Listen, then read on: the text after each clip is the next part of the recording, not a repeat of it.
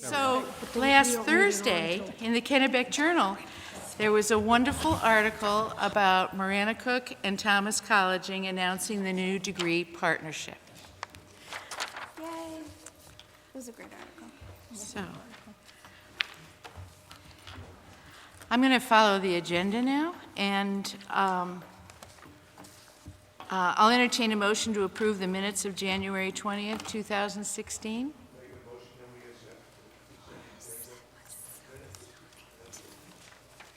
Is there a second? Okay.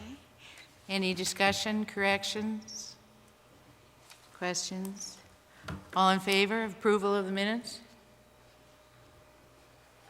Opposed? Abstain? Okay.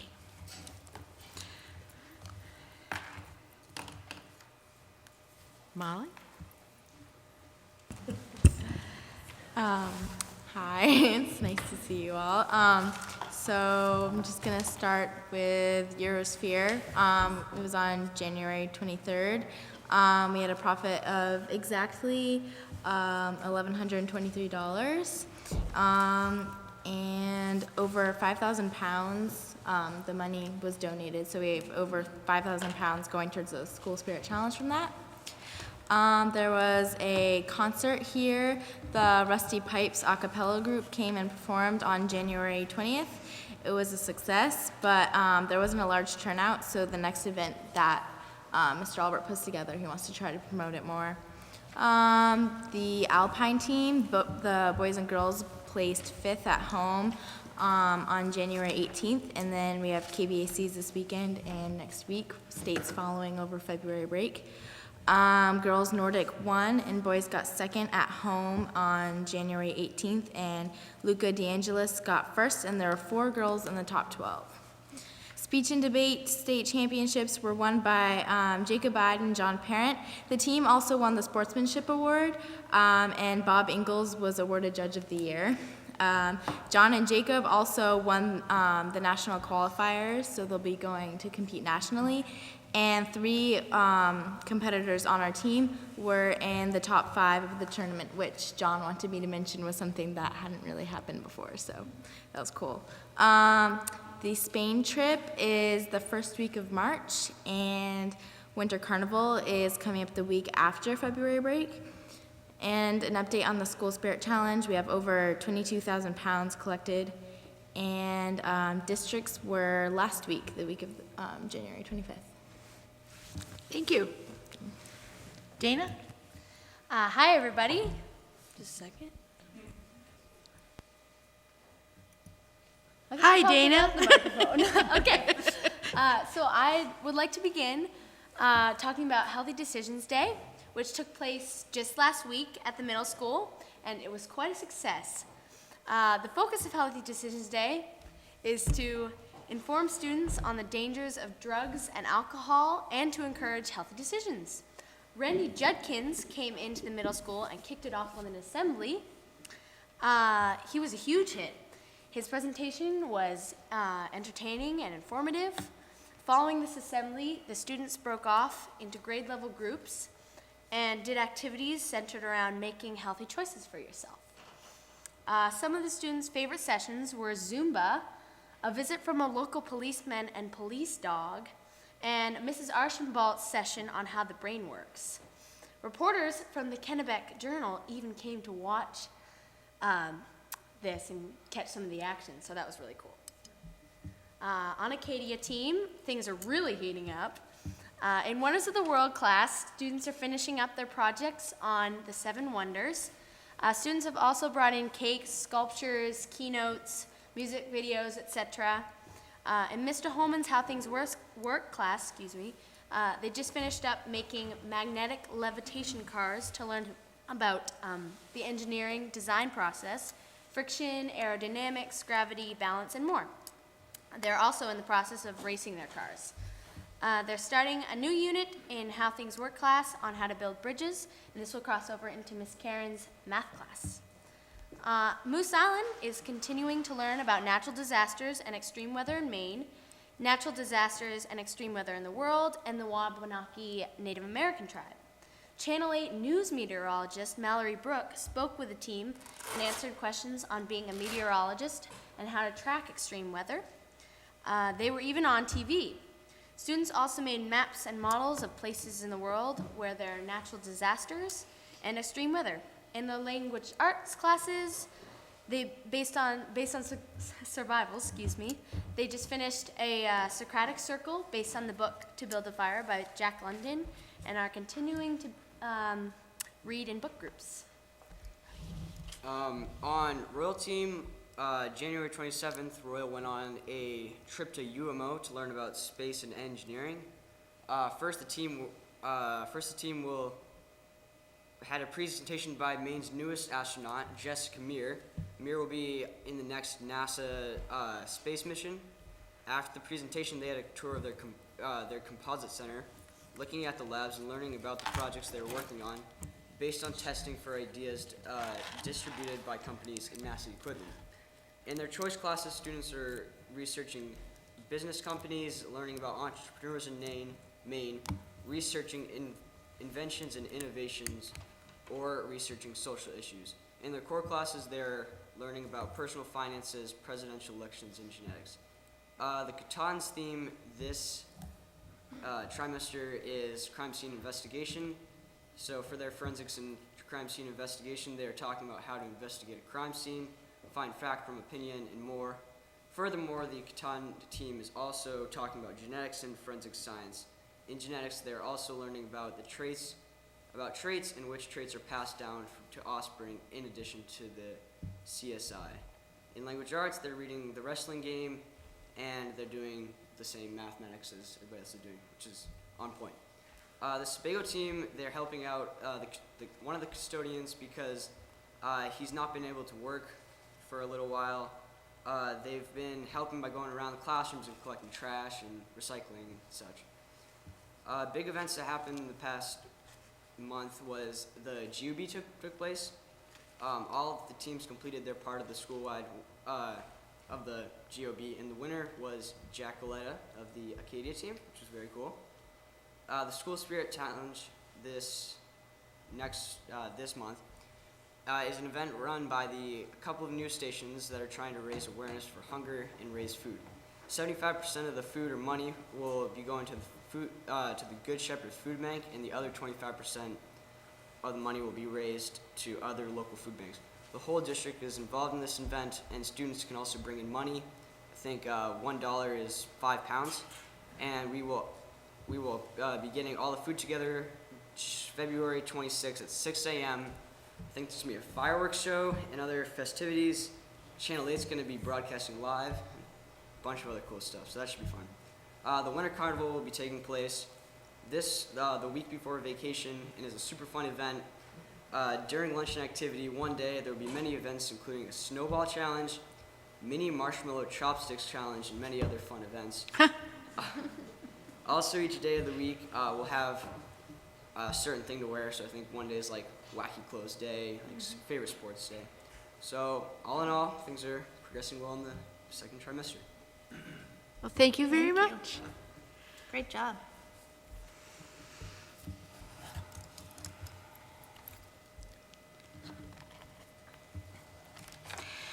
Are there any citizens here who would like to make a comment before the board that isn't related to our budget discussions later?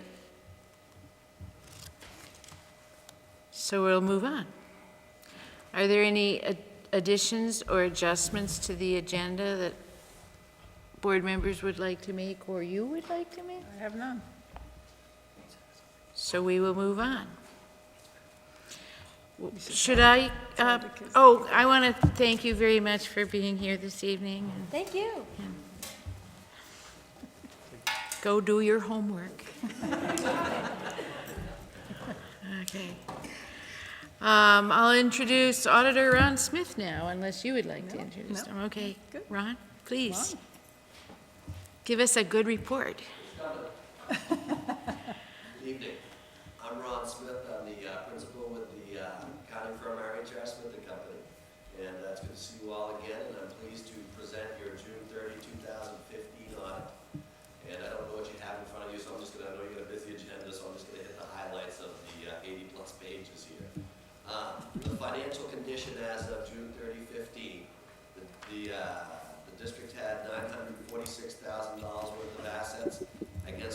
allocations of about $1 million, which actually leaves you with a fund deficit of a little over $50,000. This is an improvement over last year because last year was about $375,000. So the improvement was largely caused by unspent cost centers during the course of the year, and that approximated about $500,000. So and the conversation really starts right there. There's two carryover balances, surpluses, fund balances, the words that you guys may know, as you go into your budget season. And there's a cash basis balance, and then there's the accrued basis balance. What I just gave you was the accrued basis balance. That takes everything into consideration, including your summer salaries that we talk about every year. And that approximates about $900,000. The good news is that every year you have chipped away. That number used to be $700,000 at one time, and you guys have virtually almost mitigated that. And I would expect, from having some conversations with your business manager and superintendent today, that hopefully the summer salaries will be 100% paid for by June 30, 2016, depending on what budget constraints that you got coming up this next year for the 2017 budget. So I'm sure that you'll have some things there, but this district has always improved its financial condition. Definitely over the past 3 years, you're very frugal, and certainly when you return $500,000 back to the cost centers, that allows me to stand up in front of you and have a conversation like this. So I think that is good news. I think that the other good news is too, is there was some, I won't say concern, but definitely some monitoring of your school lunch program. That definitely improved on June 30, 2015. I think that there was actually a slight deficit, that you came in, we'll say break even. This year you actually have a surplus in your school lunch program to the tune of about $60,000. So the contribution though is about $100,000 of your general fund. And I just think that, so what does that mean? Somewhere in one of your cost centers, you've got $100,000 that's moved over to your food service program to allow me to sit up here in front of you and say that it had a surplus overall of about $60,000 on June 30, 16. There's a lot, I'm not concerned about it, but I know that there's a lot of talk about trying to mitigate the transfers that are coming from general funds to food service programs. And they're almost becoming necessary budgeting tools in all schools. We do probably close to 200 schools in the state of Maine and Vermont. There never seems to be a pleasant school lunch conversation because next to the cost of education itself, I think school lunch is one of the most underfunded programs out there. So, and how it's mitigated is through either raising fees or subsidizing through your general fund budget. And this district chooses to subsidize, last year it was about $100,000. So there's some work needed to be done about mitigating that, but I'm not concerned about that, either. I think that the trend is that you were also able to shift some other costs over to your food service program that they paid for as well. So don't hear me saying gloom and doom, problems with school lunch. Hear me saying, I think every year you've actually gotten better with your food service program. And I would say if somebody said, Ron, what are the talking points of this document? That would be it. That would be it. I think that for the past 3 years, this school system has really understood its business, and it's really worked hard to put itself in that stable, financial position, and that's where I say you are. So that sounds like really good news, particularly about the summer salaries. We're close. Yeah. We're close, and I hope that we can go over the top next year. I think that that's the plans of your administration, and I hope that you're there, and I think you've worked very hard to get there. And there's a lot of school systems in this state and in Vermont, a lot of your peers, they can't say that.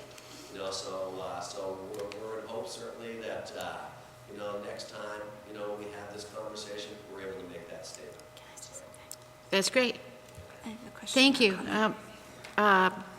Gary?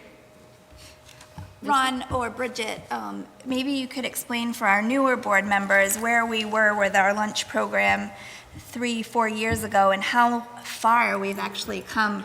To hear this news, to me, is really great because, right, I just want to make sure that our newer board members are aware of the situation we were in at one point where we were in the red. Now it sounds like this has come a long way, and to me, that's great. We actually had a management comment, I'm going to say close to 3 years ago, and it started removing itself about 2 years ago. What was the number of I think we're up almost $100,000 in the hole. I would have said $100,000. That's why I'm hoping you're hearing me say, wow, I'm not alarmed.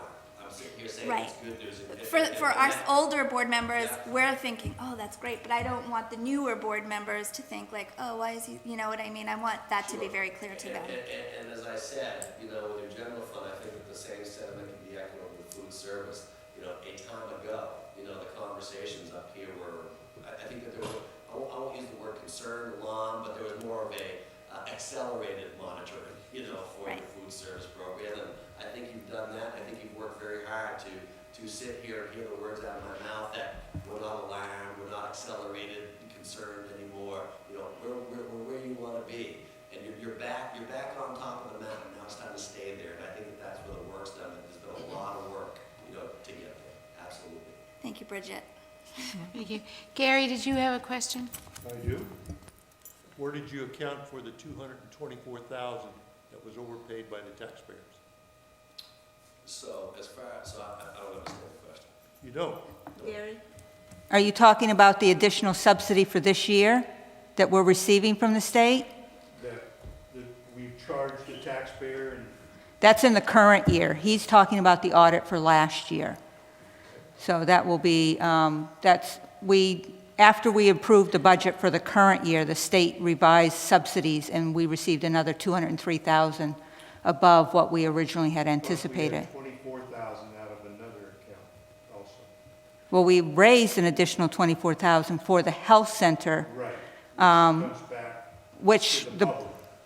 the board will decide that because it's built But it's in. the public's money, right? Yes, it is. And as I understand it, and now I understand the question, Yeah. this year, which happened to many school systems in the state of Yeah. Maine, post-budget, passing an adoption, you got news from the state that basically said, we're gonna be able to increase your subsidy for this following year, the year that you're in, that's about to end on June 16th, correct? Mm-hmm. And there's a lot of ways to handle that, and if you haven't picked a way, I'm more than happy to talk to you about your options for that. And certainly one of them is embracing the public and returning that money. Mm-hmm. There's just many ways to do that. So It is the public's money.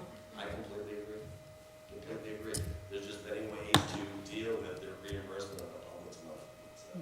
So and again, if you haven't come up with those options, I'd be more than happy to talk to you about that. So. Thank you.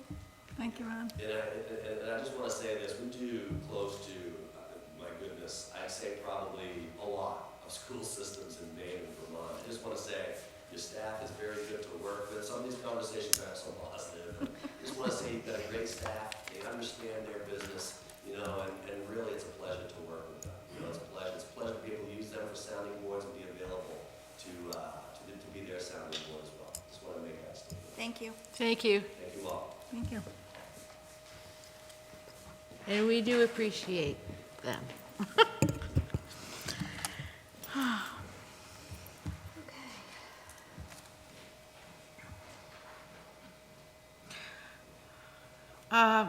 I'll entertain a motion to accept the teacher resignation effective June 2016 of Karen Toothaker, pre-K at the Manchester Elementary School. So moved with much regret. Is there a second? All in favor? Okay. I would note that when we did the pre-K study last year, she was really one of the more knowledgeable and helpful people in our entire community. Yeah. Next, I'll entertain a motion to accept the teacher resignation due to retirement effective June 2016 of Lucinda Bean from the middle school. Make a motion that we accept the resignation. Second. 2016. All in favor?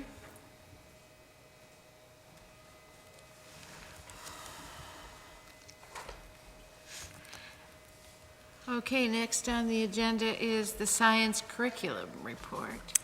So in our efforts to meet the state mandate of awarding a proficiency-based diploma to students graduating in 2020, Nancy Harriman, our Director of Curriculum Assessment Instruction, has been working with a vertical K-12 team of teachers to examine and revise the RSU 38 science curriculum and align it to the next-gen science standards. That committee will now present in a very short amount of time all of the work that they've done, and you got the document, the science curriculum document in your packet, and I think it's pretty impressive. I recommend that after hearing this presentation, you adopt this curriculum as the RSU 38 science curriculum. Nancy and team. Hi,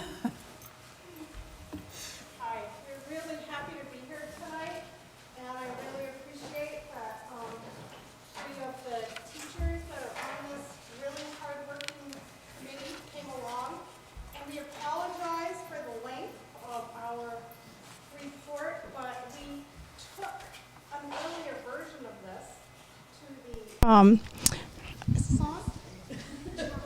It works even though it doesn't sound like it is. Okay. We took an earlier version of this report to the curriculum committee of the board last spring, and they had some things. Oh, I like being behind that post. Okay. You guys need to come over here too. No standing behind the post. And they had some suggestions, and what happened was between then and now, the team just kept working, and we've actually gone ahead and started developing units and piloting them for the physical science strand all the way up through. So we wanted to just give you a sampling of what's been done. There's lots more than what you have here, but I did go through and tab mine, so I will tell you like what pages some of these things are on that we're referring to. And we're just going to give you a quick review of what the recommendations in the report are with some examples from some of our students and teachers at those levels, okay? And I just want to, again, thank all the teachers that are on the list here. I mean, every person on this committee has really worked hard. This is a hard-working committee. They have all put in a lot of time. And tonight, I'm really happy that Jean Rosner is here from the high school, and Rebecca Henry from Manchester, and Robin Terrell from Manchester. Rebecca teaches 5th grade, and Robin teaches kindergarten. We also have a 2nd grade teacher on the team who was in 3rd grade, and now she's in 2nd, and we have 2 middle school and the physical science teacher from the high school. Okay. So,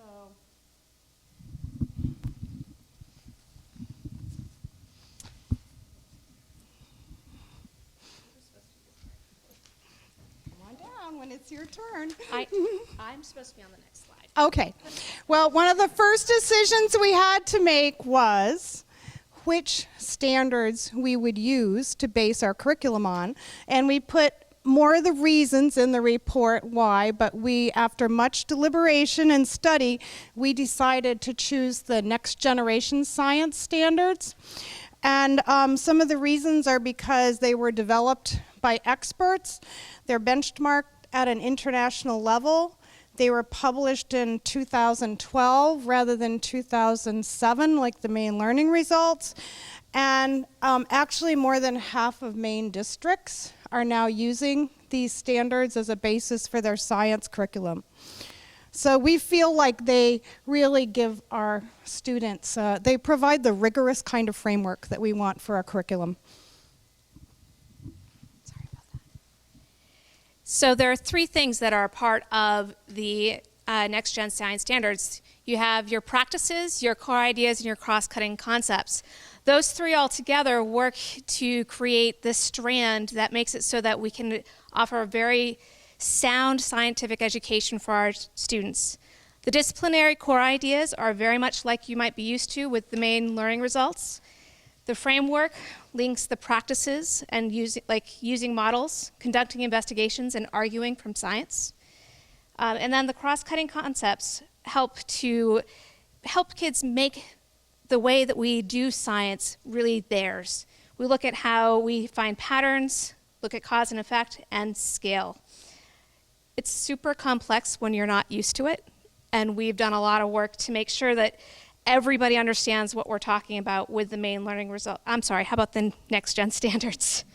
And we've provided a lot of professional development around that.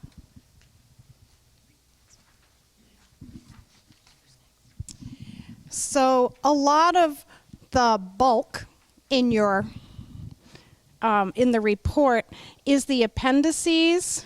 So starting on page 8, that's kind of the end of our recommendations, and there is a diagram there with our model of instruction. And it just shows you what our different curriculum documents are. You've seen this many times before. And then what follows are samples of curriculum guides for the different grade levels and the different courses, sample unit plans. We're doing the physical science strand first, so that's what most of the samples are. And some samples of assessments linked to specific physical science outcomes.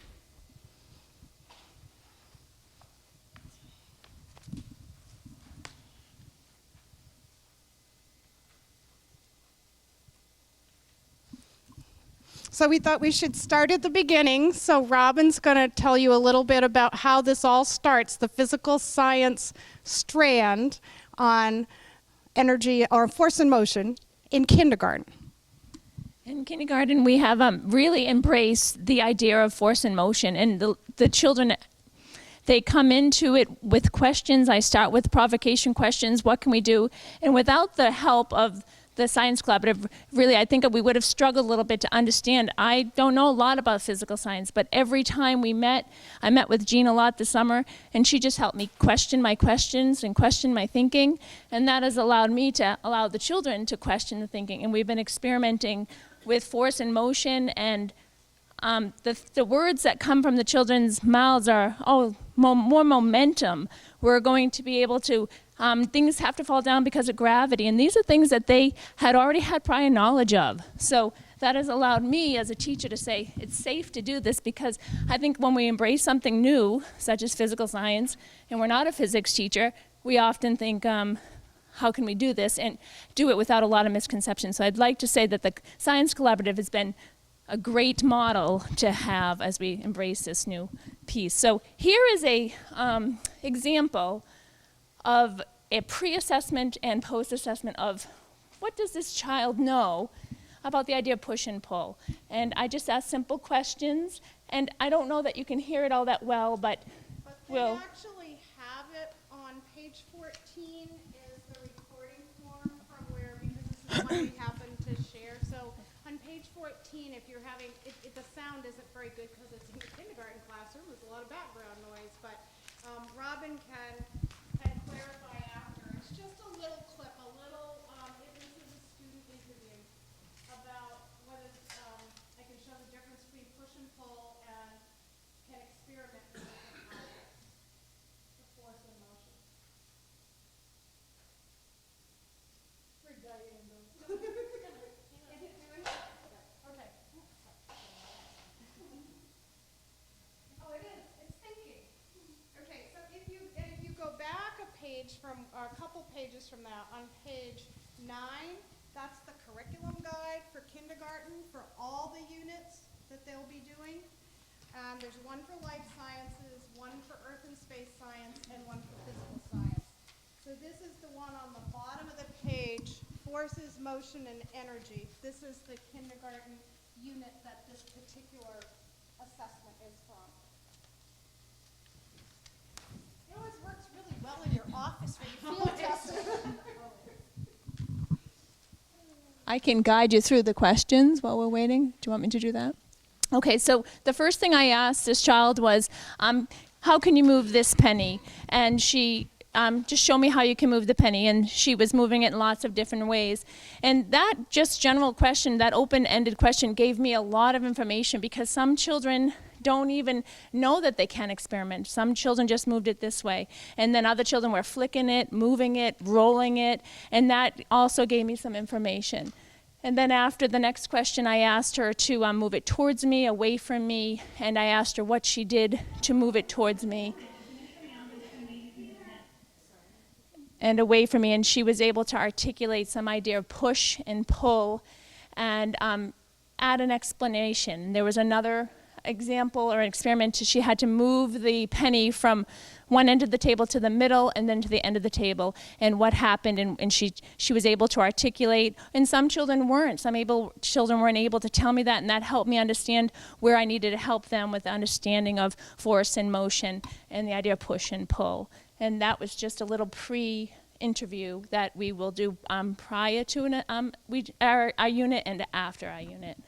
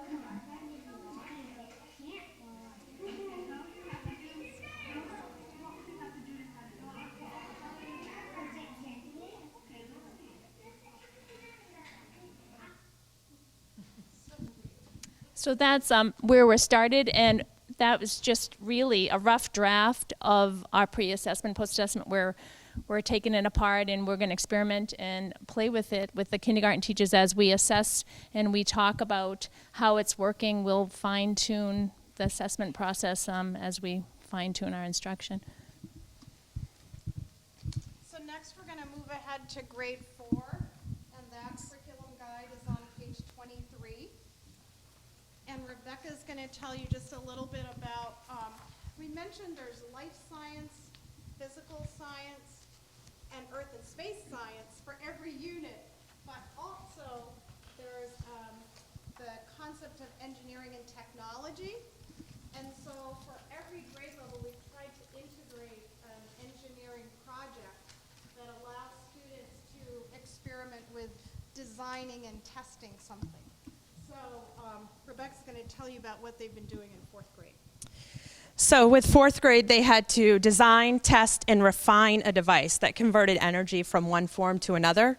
The great thing about the engineering standards is that they expect students to be able to design things. It might be design an experiment, design a model, but there's a lot built around them using their experience and what they know, and then trying it, and then redoing it after you come back to it. So we have 2 videos from a 4th grade classroom. The first one, you're going to see 2 students explaining it. Then the teacher tells them to go back and make changes, and there's a video after they've gone back. So cross your fingers.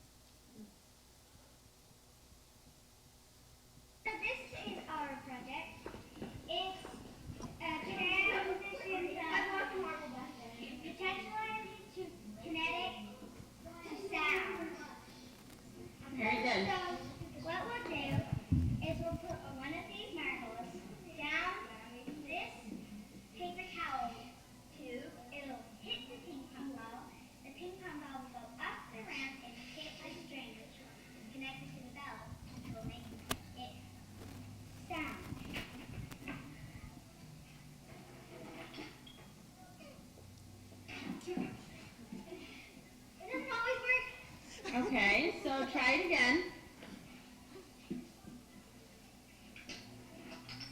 And then it works like that.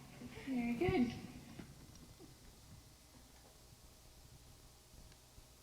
So they learned, starting in 3rd grade, to alter one thing at a time to do a fair test.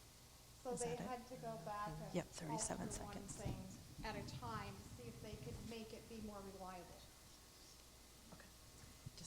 Just so we know. So here's the students when they went back. Jenna and Ashley. Yes. When I talked to you guys before, you said you might make a change. Did you make one? Yes, we made it. Okay. Not go anywhere else. Go the right. All right.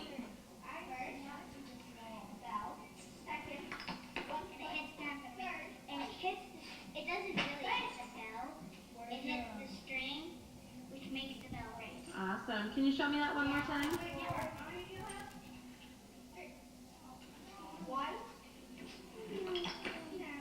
Nice job, guys. Thank you. Right? Yep, good. All right.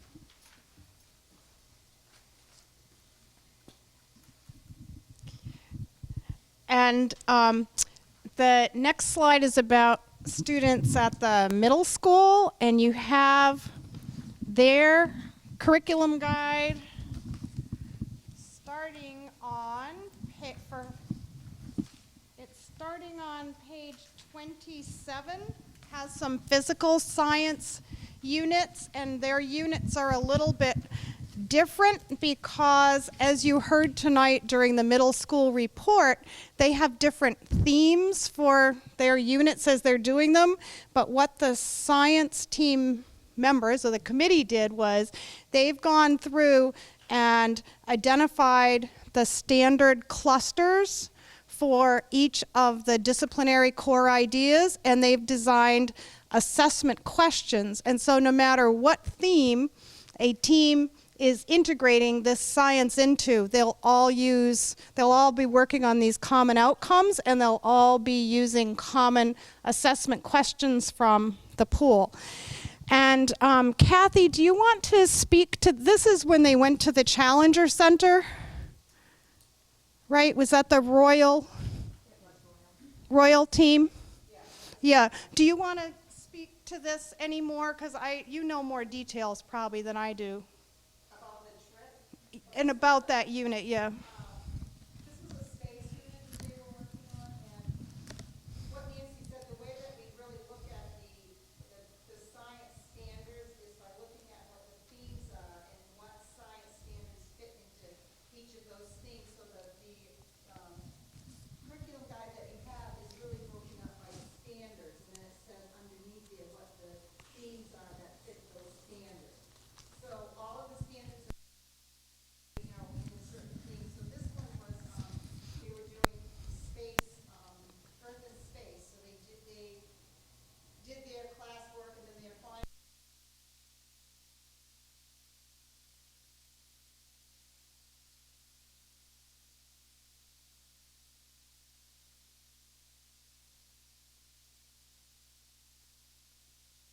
That was orbiting Earth, and the other part of it was the control center. So they actually took on each one of those jobs and went through a whole space trip, or what do you call it? Thanks, Kathy. And on page 31, you'll see there's a more general unit map that they developed for motion and stability. And as Kathy said, they actually integrated in that unit that the Royal House did. They integrated Earth and space standards with motion and stability standards because they did a lot of work on gravity and Newton's laws as it pertained to their study of space also. And on the next page in your packet, they included just, so the standard that they were focusing on is to follow kind of this strand up through the grades is, I can provide evidence that the change in an object's motion depends on the sum of the forces on the object and the mass of the object.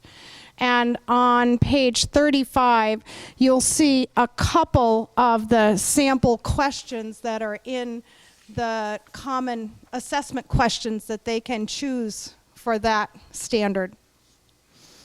And then they usually have some kind of performance task also that they do, which is much more like the engineering task that the younger kids were doing. Okay, high school.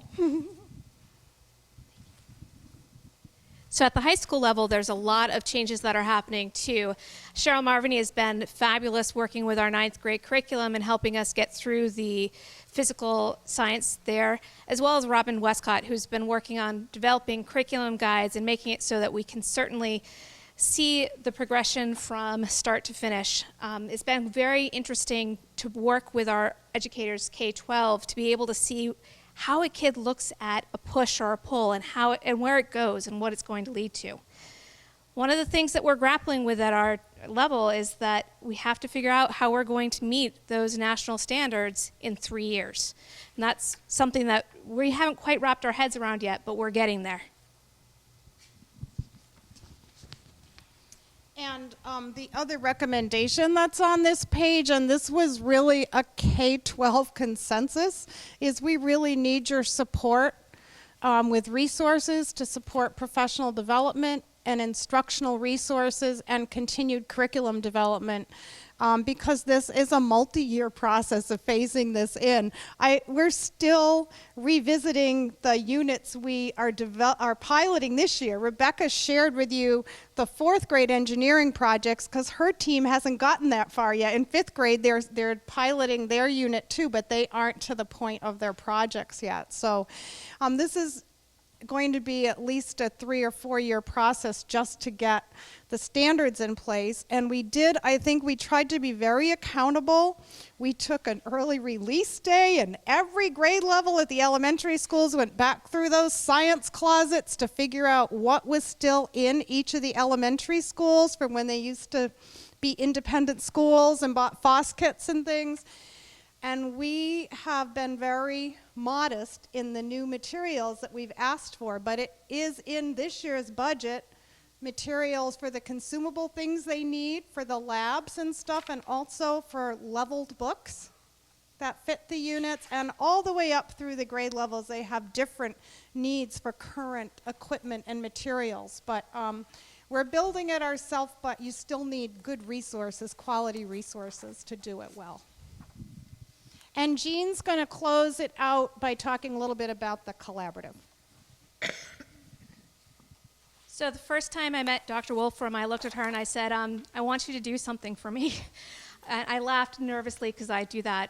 And thanks to her forward thinking, we've been able to have this collaborative way of working together. She allowed me 1 day a month to go and work with folks at the elementary school. And we co-taught lessons. The next year, those teachers taught those lessons by themselves. And I worked with other teachers, and I felt a little crazy, but it was fabulous. So the thing is, though, that when we looked at those first lessons, at Reedfield Elementary School, 53% of our kids were meeting the MEA standards. This year, 94% of them met them. That's pretty darn awesome, and that is really attributed to the work that these teachers are doing.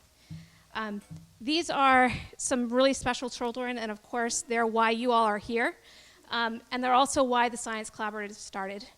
I was standing outside of a soccer game. It's really magnet ball at that age, but watching the children all around this ball, and I overhear, there are no real science resources. And very quietly, at the end of the game, I went up and I said, hey, I teach at the high school. If you need some help, let me know. And out of that, this collaborative has been born. At this point, I believe it's the last page of the report. It does say what we're all doing. It's pretty crazy. I think we were in 12 elementary school classrooms right now. Every single member of the high school department has been working with the collaborative, whether it's attending grade level meetings or saying, hey, Jean, this is how you can do that lab. It's just been pretty incredible. It's so incredible, in fact, that we were invited to the National Science Teacher Association's conference to actually present about it because it's an innovative tool that folks are not using throughout throughout the nation. They invited us to go. I don't know if I can tell you how important that is for our teachers here. It's like going to the Super Bowl, except being a science teacher. It's pretty neat. I don't know if, was there anything else you wanted me to add about that? Thanks. It's just that, I mean, you agree, and in every, I don't think there's a grade level meeting that somebody doesn't say, you know, it was so helpful. Jean or Cheryl or somebody came into my classroom and helped me do one of these lessons, and then, you know, it just helps the teachers have more confidence because they really feel like they need to be science experts, even if they don't, but to have that confidence in the content, because some of these concepts, and we send them almost every grade level meeting, even at kindergarten, we have all these questions about force and motion. Well, is this a force, or, you know, we want to use the correct terminology, even if we don't expect kids that age to use the terms correctly yet. So we send questions to the high school teachers, like, regularly. And the kids love it, I mean, every day. When is the science lady coming back? When is the science lady coming back? So I think it's been good for them, but it also holds us accountable as teachers to make sure we're getting our science time in, which is really hard with their schedules. But we know, okay, we've got this on the books, we have this new unit, I can call on me, it just keeps me more accountable as a teacher to keep some of that stuff going. I think the proudest moment I had was actually last week when I was sitting at a grade level meeting, and I honestly felt like I didn't have much to say. And one of the teachers who, actually it was Katie Conway, she was the one who was sitting next to me at the soccer game. And Katie led the science discussion at that grade level meeting. And I was just blown away at how much her confidence had increased and how much our kids were benefiting from the work that she's doing. It's pretty awesome. So, questions that you have? Yes. And Terry, do you get to call on people?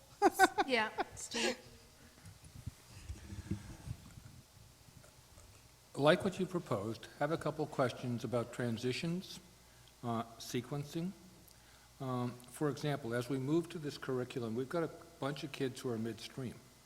How well does it fit on top of our old one? And, okay, if you're an 8th grader this year, will you have already covered the stuff that you were supposed to have in elementary school so you could move on? Or will there be gaps because the way we're approaching things now wasn't the way it was before? And a related question actually sort of goes with the middle school, where these kids sort of cycle within the same team over 3 years. And I know in other subjects, particularly math, that's been sort of an issue. Because if, you know, one section has to be really mastered before you go on to the next, they may get it more like 2, 3, 1 rather than 1, 2, 3. And I'm wondering how we address some of those issues. So, do you want to talk about the high school at all and transition? Because it's complicated. It's very complicated. You know I can speak to, like, in K-5, we're doing things right now to fill gaps, like, even though we have these new curriculum guides, there's a note right on the bottom for the 5th grade teachers. But as long as we're still taking the old MEA science test, you'd still need to cover, cells and, heredity and cells. Because there are still questions from, their MLRs aren't exactly the same per grade level as the new next gen. So we try to be accountable for things like that, to cover them for students, to make sure they don't get gaps. We can't guarantee no one ever will. Also, I can just say, and then I'll let Kathy, if she wants to speak more to the middle school science, but just for your information, the science standards for next gen for 6 through 8 are a single set. They're not split up by grade level like math is. So basically you have to hit them all within 6-8. So they're not leveled. There isn't physical science for 6th grade and physical science for 7th grade, and there's one set that they have to meet within the grade span. Are there prerequisites from one to another? Do you want to address that, Kathy, or? So the prerequisites come from the elementary school. So when they come from the elementary school, they may start with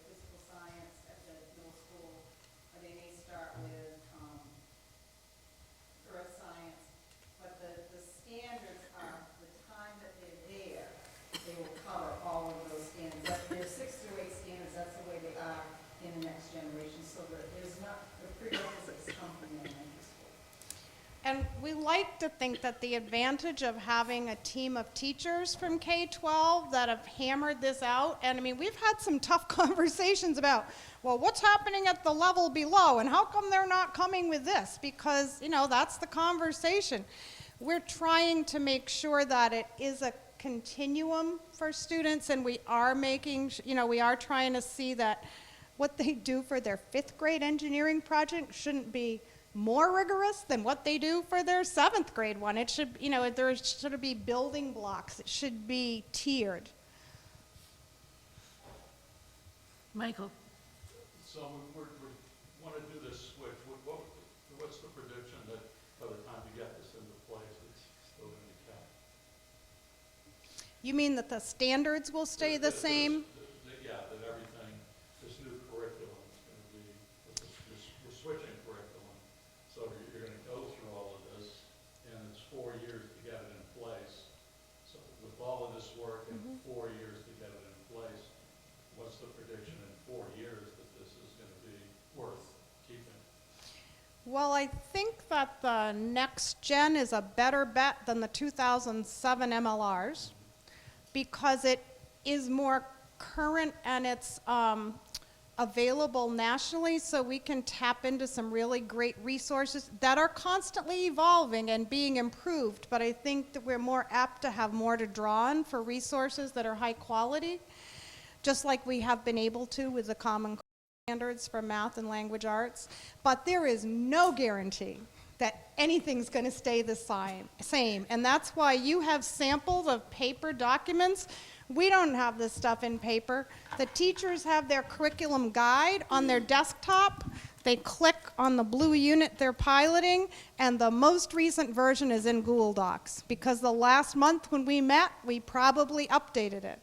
And someone from the science committee may have added more resources since we had our last grade level meeting. It's dynamic curriculum. It is changing, and we're trying to improve it all the time. It's very different from when you could, you know, put this in the binder and you were done. I mean, that would go back to, I think, more Steve's question about kids continually falling in the gap. And how do you prevent these kids from missing? And then if it's just continually evolving, how do the kids keep up and stay in step with everything? Well, I think that we try to make the improvements, like Robin said about the kindergarten assessment. We designed that as a pre-assessment. That's like the 3rd or 4th version of it. Then we did it. They all did it with their kids. They came back with the data. Guess what? Most of the kids already knew push-pull, and we put all this effort into all these resources in the unit to introduce it.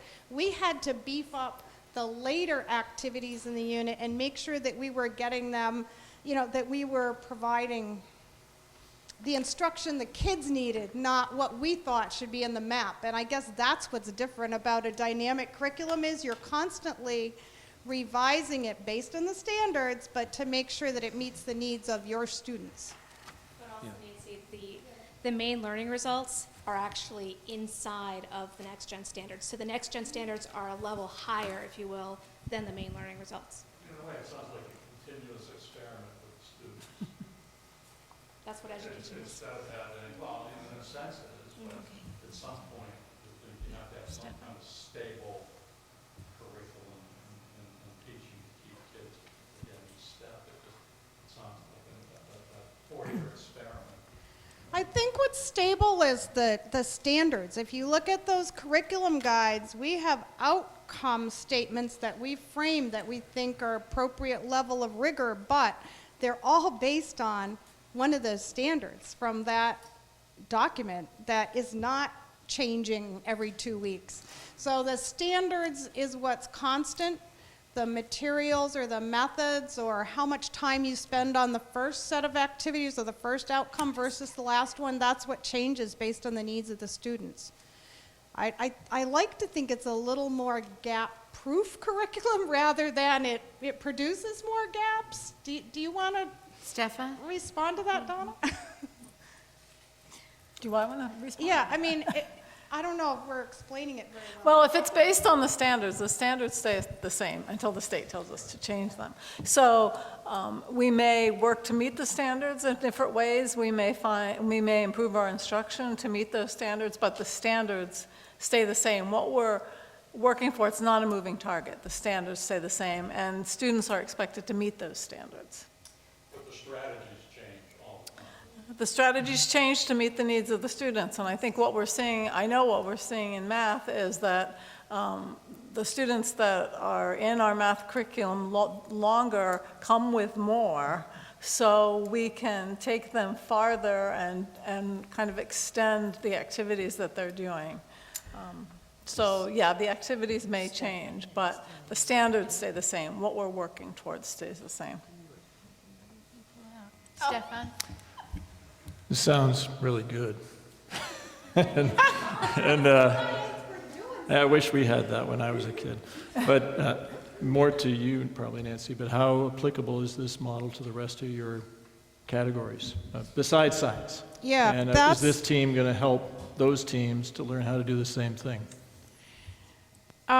If you mean how applicable it is to other content areas, To English, or other to teachers, yeah. whatever, all of Okay. our different courses.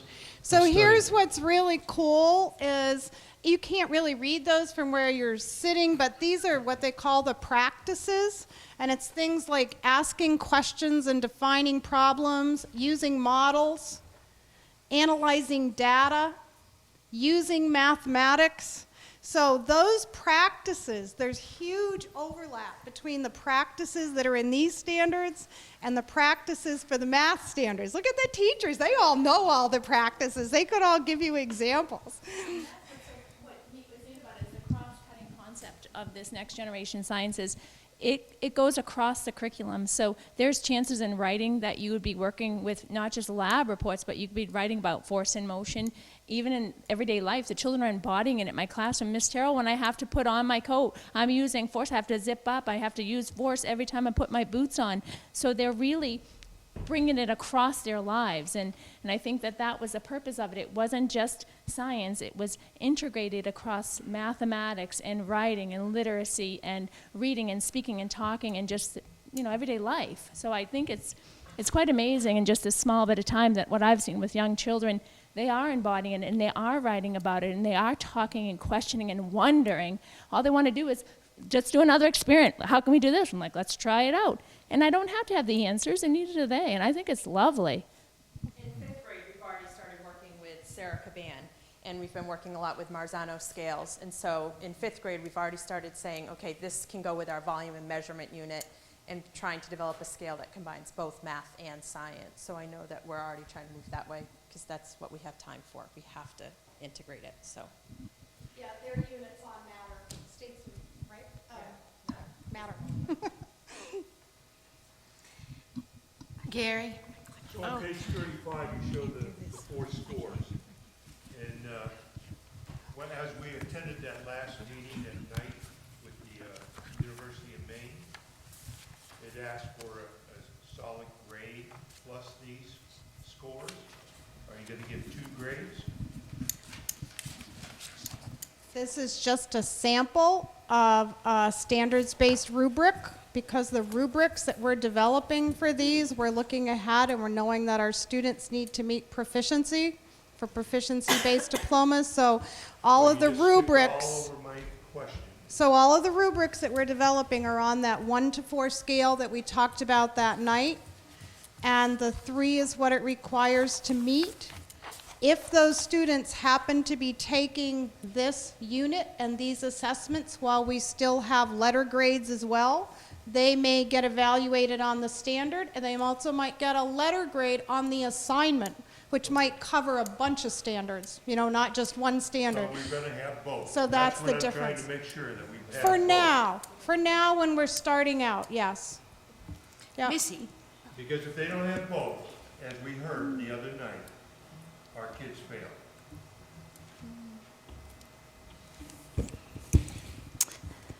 Well, my question is sort of related to the standards, and we've been so focused on literacy and math, and the kids that don't meet those standards are receiving RTI. What is going to happen to these children that are not meeting the science-based standards? Is there something in place? Will there be something in place to mitigate that? That's something we ask ourselves a lot. And I think when we develop the unit plans, we're trying to put, just like we do in math and literacy, we're trying to put enough resources in there that are at different levels or address different levels, that if some students need more experience with a concept than others, that teachers would have something to draw on. But we're not planning to come back and ask you for a science RTI person yet. Although it was mentioned in a PE meeting I was in today. I want to make sure, that's why I asked. Yes. It's equitable across, Yeah. I think we, as a district, have been so hyper-focused on those areas. And last year, we talked about writing and what would happen to kids that weren't excelling in writing. And now we're talking about science. I think, from my personal perspective, that we need to look at the whole student and make sure that that is being supported across the board. And at the high school level, you know, the interventions that you provide and extra help during focus time and all, those are for any content area. And there's no doubt but what, I see Cheryl back there, in some high school science courses, that may be an issue, that students, you know, would have a problem meeting the graduation standards in science. So I think that, you know, do you want to...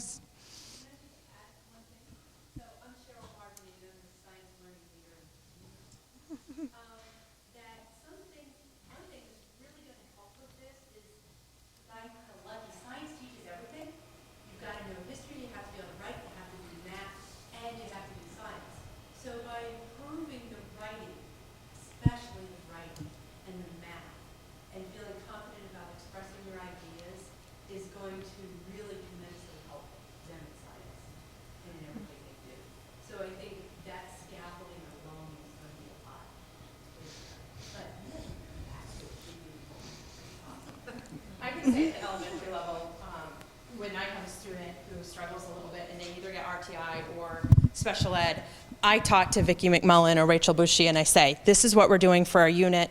There's some resources in the library. Here's a couple. Can you work with me? And they pick up and they help me out. So I do know that while we don't have a science interventionist yet, that I can call on Vicki and she can help me out with that, or Rachel. So they don't get dropped.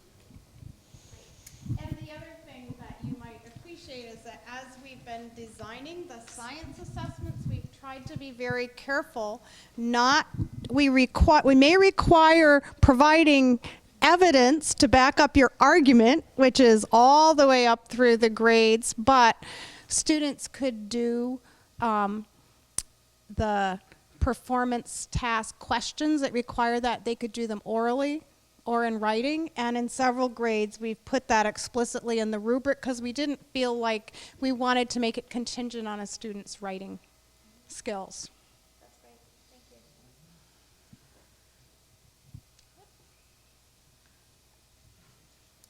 Thank you. Did you want to say one more thing, Steve?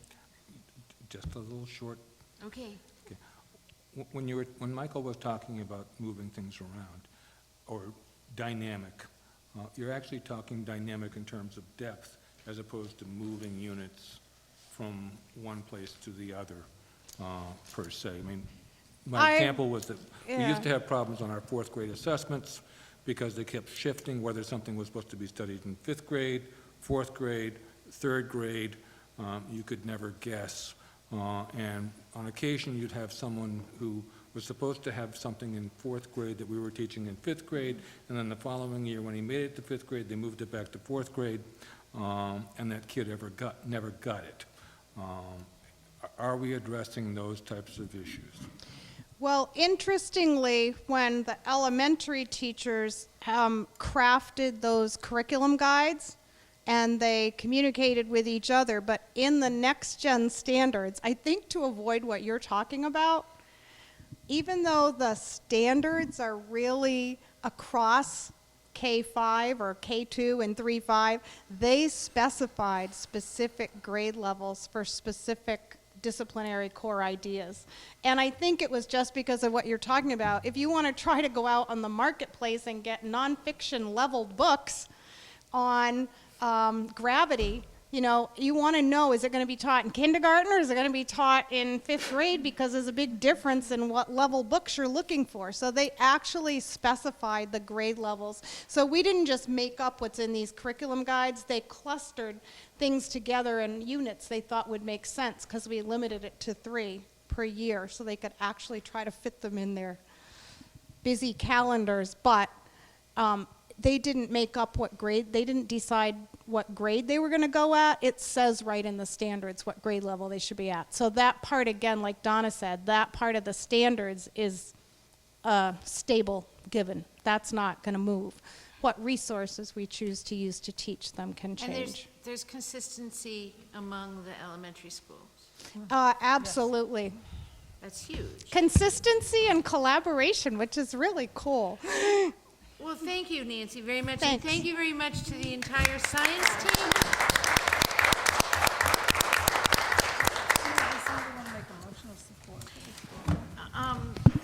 Yeah. Okay, Bonnie. I move that we support the science curriculum next gen standards.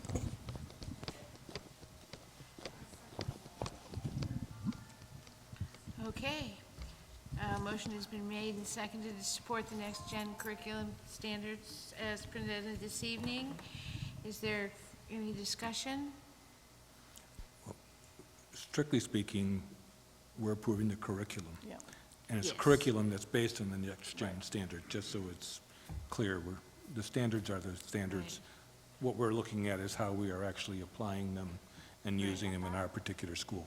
And that's what you said, Bonnie, right? Exactly. Okay. Okay, all in favor?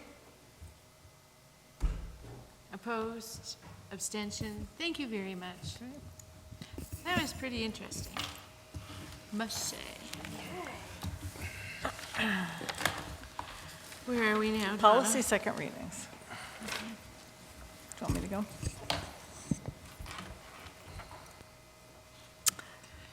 Second reading, is there anyone that, are there any comments? Do you want to talk about the use of tobacco in school? Yes, I Yeah. would like to talk about Okay. that. So policy ADC, use of tobacco. The policy committee met for discussion. There were no additional comments from the board. So the committee recommends the approval of policy ADC. Make a motion that we accept ADC. Second. As written. Any further questions or comments? All in favor? Opposed? Abstentions? We're good. Policy EEA-EFA, video surveillance on school property and school buses. This is a new policy. The committee reviewed the comments that were submitted after the first reading. Wording changes were made to section 4, paragraph 2, and paragraph 3 was removed. The committee recommends approval of policy EEA-EFA. Did I say that right? EEA-EFA. Only make a motion that passes. I move we accept policy EEA-EFA. Right. And there's a second? Did you, okay, Gary. Is there any discussion? Okay. Steve? You've stricken out, you struck the third paragraph, which explains how it may be viewed. Did you intend to replace it with something else, or do we have no guidance in terms of how that would be used? No, we did. You want to answer that, Gary? So the reason why the next paragraph down was actually added is a replacement for the next, the one that we took out. Because of a letter that was written. And one of the other comments was is that we needed to have a search warrant issued for anybody to look at the video conference. And to me, that is not required, because if you have a shooting in a classroom or a place, this is a business, and to wait on the police to get a search warrant, to look at the video of who did the deed, we're wasting time and lives, and so we voted against that. And we were asked to replace the cameras with this notice of use of them for safety and security purposes. It was added in there. I don't know, I don't see the notice on this door that we're under video. I can just look over there and I don't see nothing on that door. I don't know if they're up yet, but Policies, we haven't are passed the ordering. policy yet, Gary. We're gonna do that tonight, hopefully. Policy. It's worthwhile noting that tonight, and most other stuff that goes on in the school is public. We're covered by the Freedom of Information Act. It's not like this is a home. So, I mean, and I'm not sure a paragraph about notice of use actually replaces one in terms of how we'll be using it. And I'm concerned that by striking that, it may give someone, in terms of looking at the legislative history, a suggestion that it's not intended to be used to monitor activity during the school day or activities in and around the school. I'm not worried about warrants. All they need is a Freedom of Information Act request. But I am thinking that it would probably be wise to have something in the policy in terms of how these things do get used. Should we refer this back to the policy committee, or do you want to say something now? Well, I'd like to say something, but we certainly can refer it back. The comment that we received from a board member was that they felt that this sentence implied that there was somebody sitting and monitoring all the time the cameras, and we certainly don't have anybody that's sitting and monitoring the cameras all the time. So there was a concern, I believe, about that. Terry? But we can take it back. Yes. The last paragraph, I think, addresses a lot of that, under the procedures that the superintendent would be developing.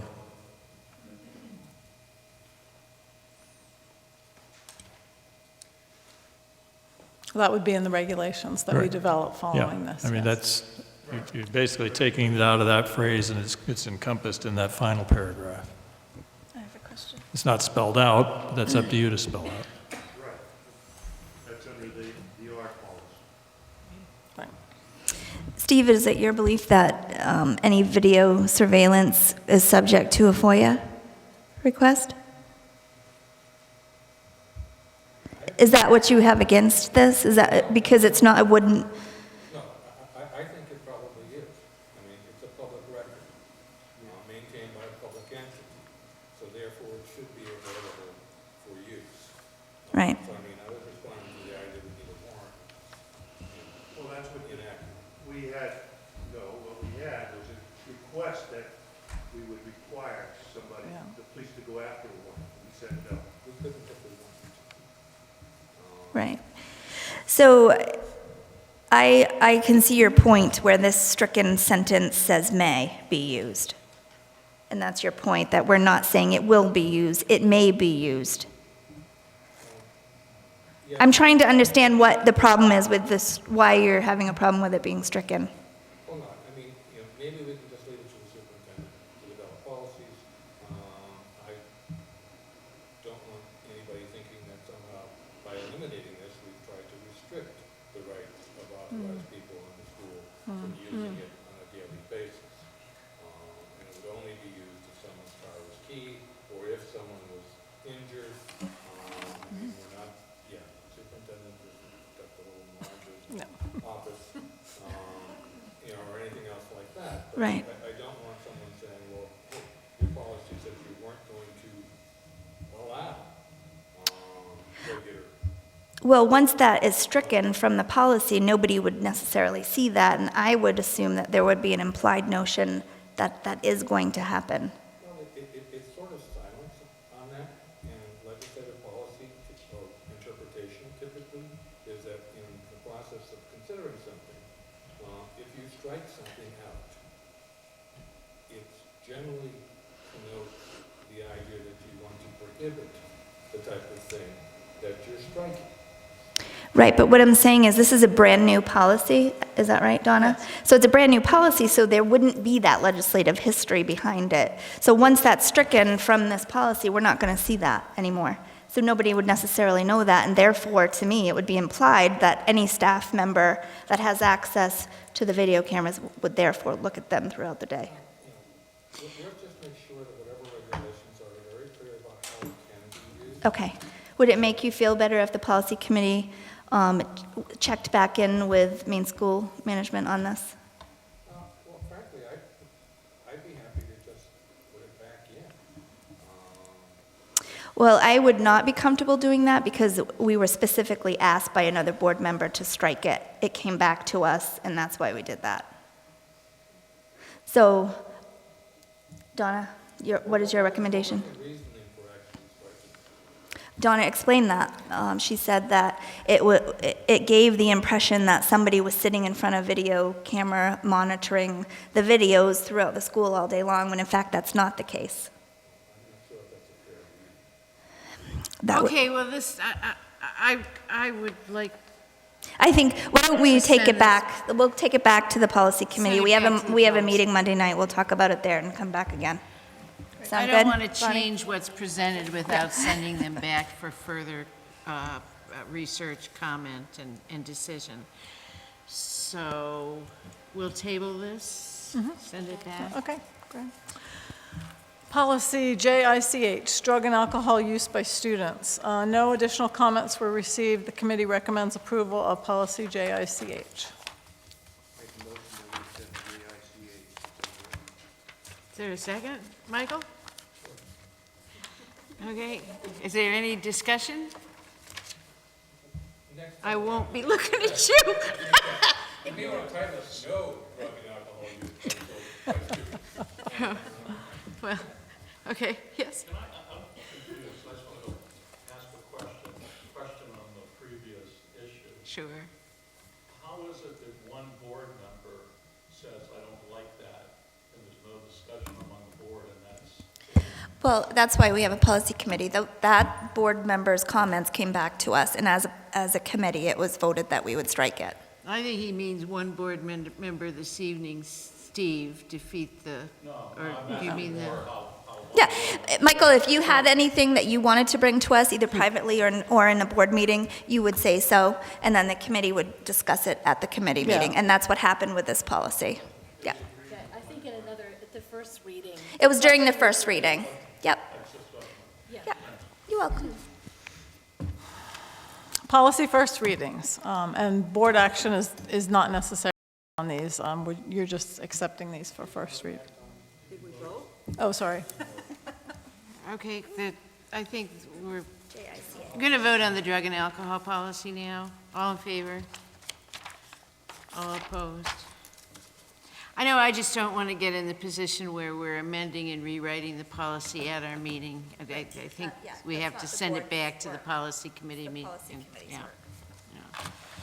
Okay, Donna. Now, BEDH, public participation at board meetings. The committee reviewed policy BDDH along with MSMA sample policy BEDH, adding a section that addresses complaints and allegations coming from concerning employees or particular students. The committee recommends policy BEDH for first reading as revised. Then we have policy GBEC, drug-free workplace. The committee invited HR, Human Resources Specialist Kate Taylor to attend to address questions regarding the Drug-Free Workplace Act. The committee continued reviewing the current policy, adding a section regarding reasonable suspicion. The committee recommends the policy for first reading as revised.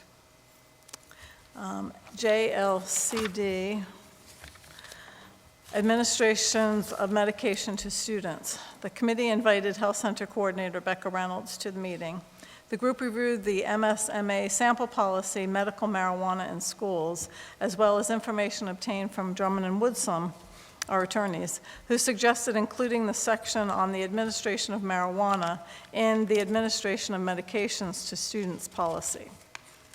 The committee discussed the choices and agreed to revise the current policy, JLCD, Administration of Medication to Students, by adding a Section 4, Administration of Medical Marijuana. The committee recommends policy JLCD, the Administration of Medication to Students, for first reading as revised.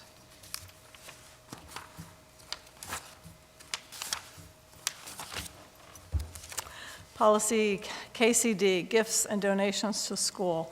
The committee reviewed policy KCD as well as the MSMA sample policy. The committee added a section that addresses notifying prospective donors if their gifts are not accepted. The committee recommends the policy for first reading as revised. And policy KE, Public Concerns and Complaints. The committee reviewed policy KL along with MSMA sample policy KE. The following revisions were made. Delete paragraph 5 contained in policy BEDH and add 2 paragraphs from MSMA sample policy. The committee recommends policy KE for the first reading as revised. One more. And policy KFC. The committee reviewed policy KFC, adding a section regarding signage at the playgrounds.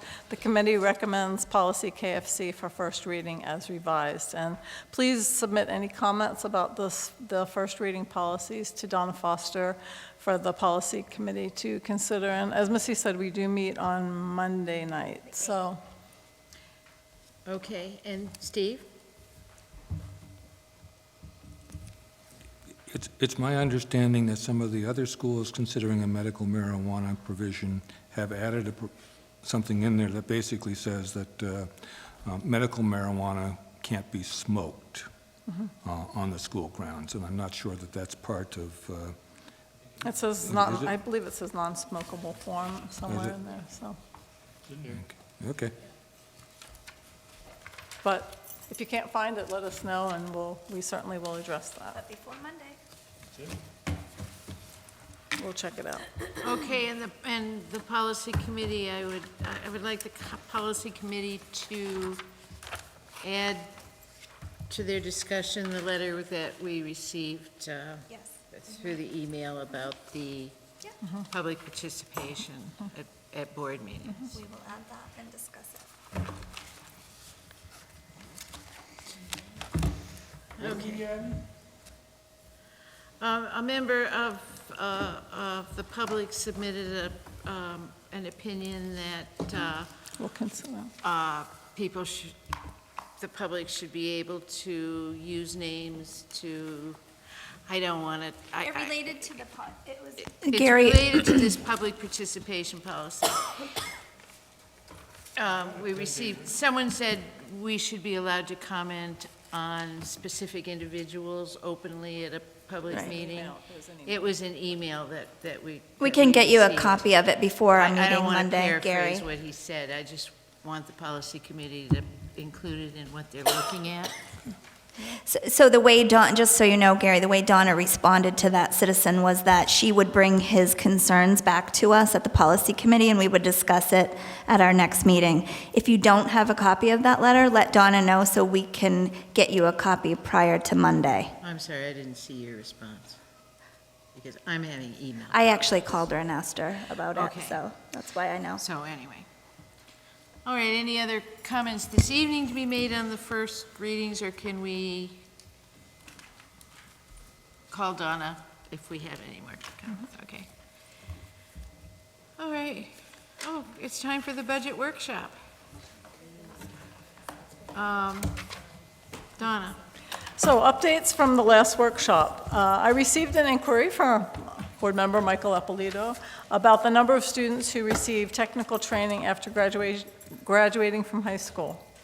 While tracking students is difficult sometimes, the numbers of students that we do have, there's a a table that I believe Kristen prepared that explains that information. So that's available for you.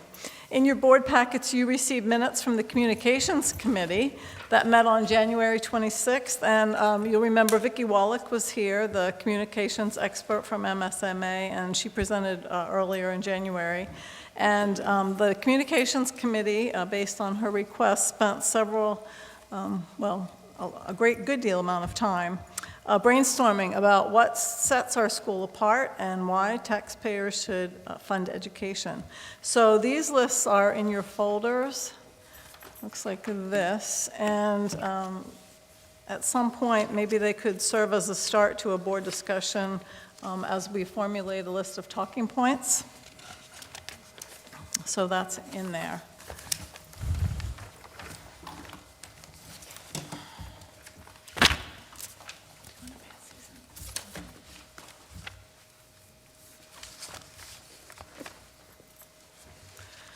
So Bridget's passing out some packets.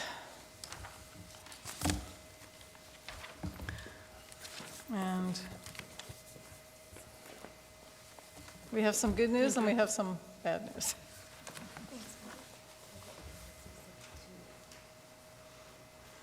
Those new figures that were released looked like bad news. Oh, yeah. Like $350,000 worth At the of beginning of the bad week, we news. were happy with our good news. So you have the latest original request because you asked us not to cut anything yet. So the requests are the same. This is version 2, and it's dated February 3rd, 2016, General Fund Summary Budget. It shows a total budget increase of 5%. You'll remember the last version was an increase of 6% over last year.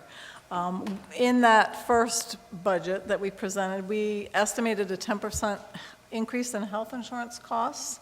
However, we received our experience rating, and while we don't have a firm figure, our experience rating was optimistic.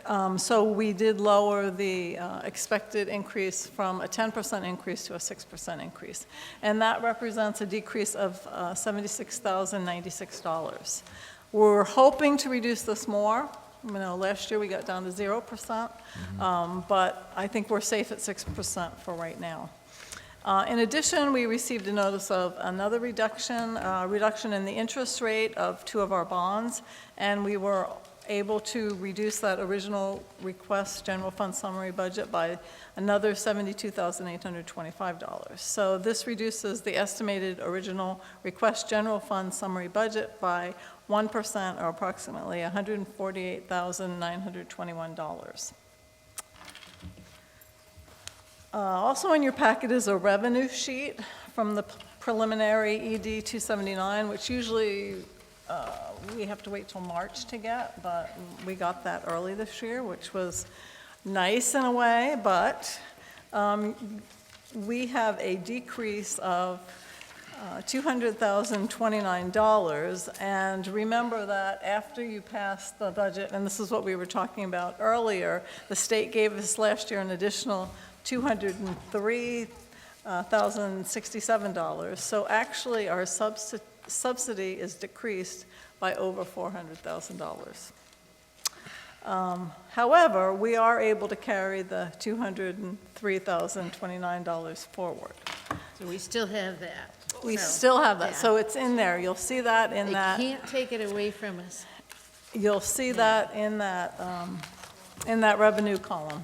Was there a reason given for that decrease of 400,000? Well, at our last meeting, we talked, and you know, when valuations go up and enrollment goes down, that's the worst perfect storm, which is what we're facing. Although there is a rolling of over 3 years, so that helped us a bit. Right. So tonight we have presentations by the Technology Department, Special Education, English language learners, and gifted and talented. So you received in your packet over the last week an explanation of the proposed new program positions and purchase requests And you have in this packet the original request summary budgets for those areas. So our first presenter is Diane McGregor, Director of Technology. And she has her technology team with her.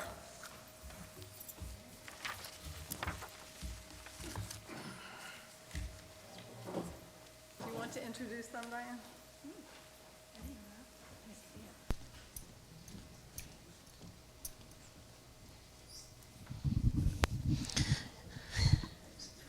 Good evening, everyone. I just wanted to take an opportunity to give you some names and faces of our technology team. We've been working really hard and come up this way so we can. And they're the people behind the scenes that don't often get a lot of recognition, but we couldn't do what we need to do without them. I have Brett Jaffethan here. He's our K-8 tech integrator. He goes to 5 schools. He has 3 days, the equivalent of 3 days at the middle school and a half a day each week at each of the elementary schools. Often he's running between schools during the day. It's a very challenging job to meet the needs of everyone. Then we have Lori Twist. She's our new high school integrator. Lori's doing a fantastic job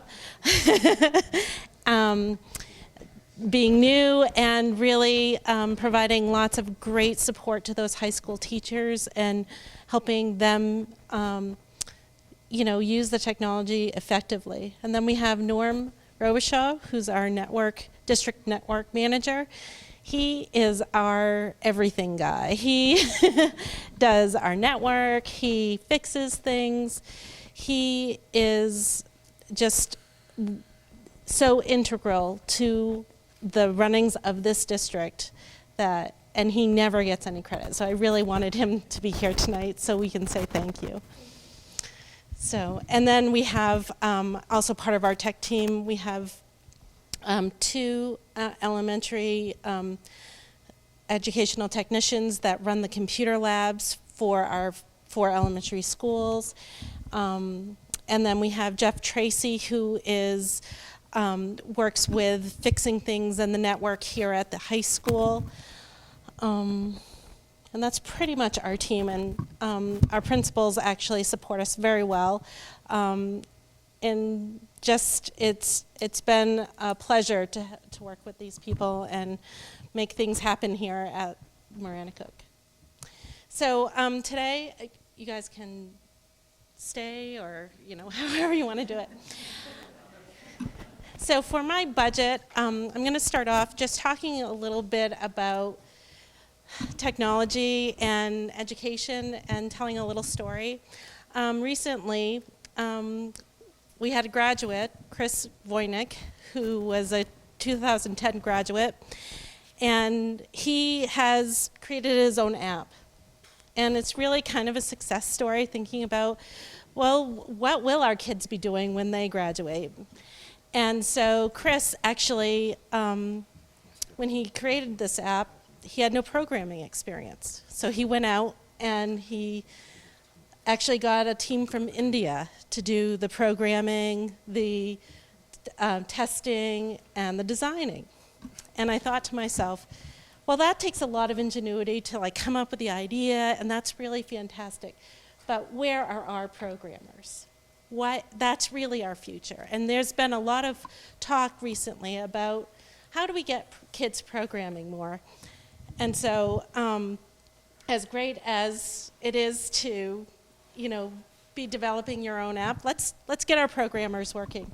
So we did the Hour of Code at all of our schools this year. It's really a global movement that talks about, giving kids experience with programming. So it's organized by code.org, and it has lots of great sponsors for it. But basically what it is a series of game-like, they're actually games, And it takes you through step by step the early parts of coding.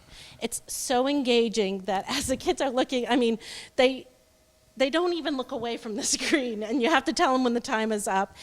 And the nice thing about these resources is that, that they can do this at home. So we send them home with the websites and things like that. There's been a ton of money poured into this. Apple, Amazon, Microsoft, Boys and Girls Club, all of these people are sponsoring. And what I really like about it too is when I was working with my middle school students, because this has been going on for 3 years now, we actually looked at who are the people who have the technology companies right now. And we studied people like Sheryl Sandberg, and who is a CEO of Facebook. And, we have, we talk about Mark Zuckerberg, and then we talked about some less known, women who are creating these technology companies and things. So it's really kind of an exciting time to just be looking at, what people are doing. So they're free tutorials, so it doesn't cost us anything. They like it, like they kick it off the week of December 7th, but these tutorials and games are still available now, which is really exciting. And they run on a variety of platforms. At first we thought, oh no, we can't do code because we have iPads, because sometimes that's a barrier. But they developed iPad apps that allowed you to do some coding too, and showed you some of the back-end sorts of things. And it really gets some enthusiasm for programming. The White House added its support to this grassroots movement, and they're announcing a plan. I don't know what it's going to exactly be, that it's going to help America's public schools learn computer science, especially girls, and underrepresented students of color. And the Computer Science for All initiative proposes $4 billion in funding an additional sport to train teachers. So, that is somewhere that we are going, that it's an exciting time for people to be thinking about this. So that's my story of when we start looking to the future. So right now, what do we have in our schools for technology? So I'm just going to go down really quick. Our elementary schools each have a lab of old white MacBooks. Those were the MacBooks that were used at the middle school for the MLTI. So they're getting a little old. They have scheduled computer classes for each grade. Elementary teachers have those same white MacBooks. Kids in grades 3, 4, and 5 share some of those white MacBooks that are either housed in their room or outside their room, and they're used to do some classroom sets. We have about four iPads in each classroom from K to 2, so that's like a pod of iPads. We have 1 or 2 iPads in grades 3 through 5. We have mounted projectors and Apple TVs in all classrooms. We did that last year. And we have interactive whiteboards in a few classrooms. At the middle school, we have 1-to-1 iPads, about 4 white MacBooks in the media center. We have an I-team that helps with doing support, student tech team, that also has some makerspace options available. We have a 3D printer. We have 1 interactive whiteboard, mounted projectors and Apple TVs in all the classrooms, and technology is integrated into all of the coursework. The I-team has been at least 12 years attending student tech conferences.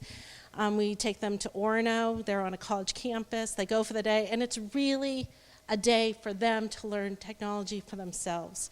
They get to choose which sessions they attend. There's an Uber session that is very exciting and very engaging for them. At the high school, we're one-to-one iPads, 5 white MacBooks in the media center. We have 2 large PC labs and 1 small PC lab. We're starting a student tech team. We have a 3D printer, interactive whiteboards in many classrooms, mounted projectors and Apple TVs in all classrooms.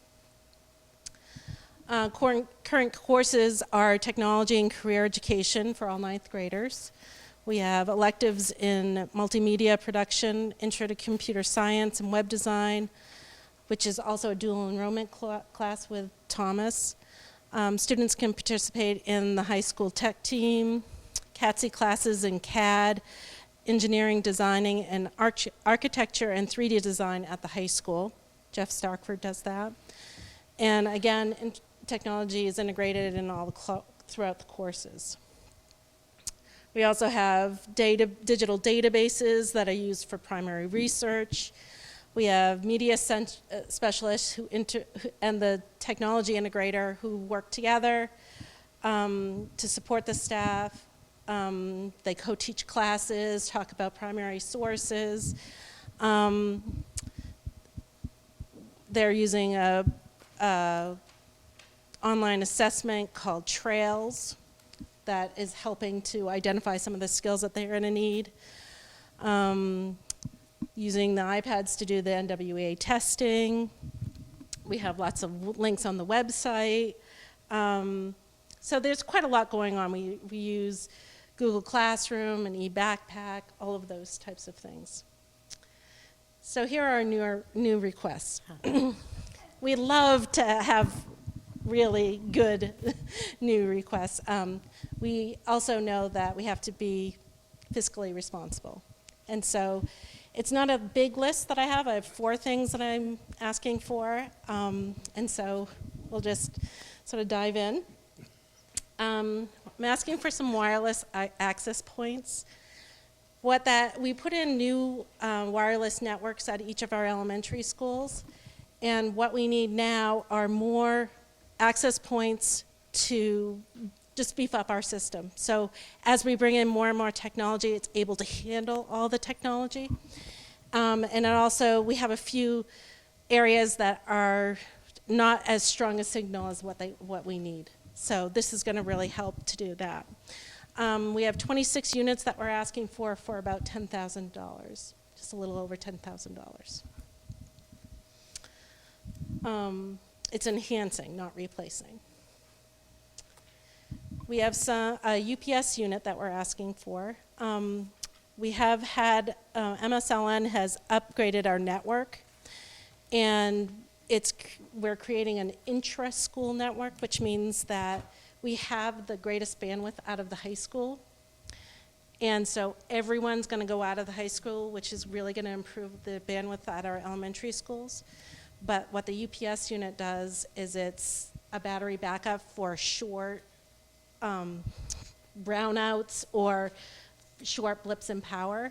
So if we didn't have that and the power went out here for a minute, it would take down all the networks in the district, and we really don't want that to happen.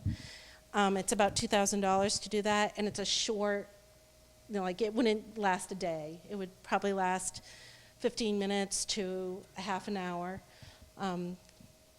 It's just way too expensive to have that kind of a backup, for longer than, 15, 20 minutes. But it allows us to not have, it helps with the blips in power. And Maranacook just has a long history of, oops, don't you just love that crash plan? Gosh, let's see. There we go. It also protects our equipment from, surges as well, so it's a good thing to have.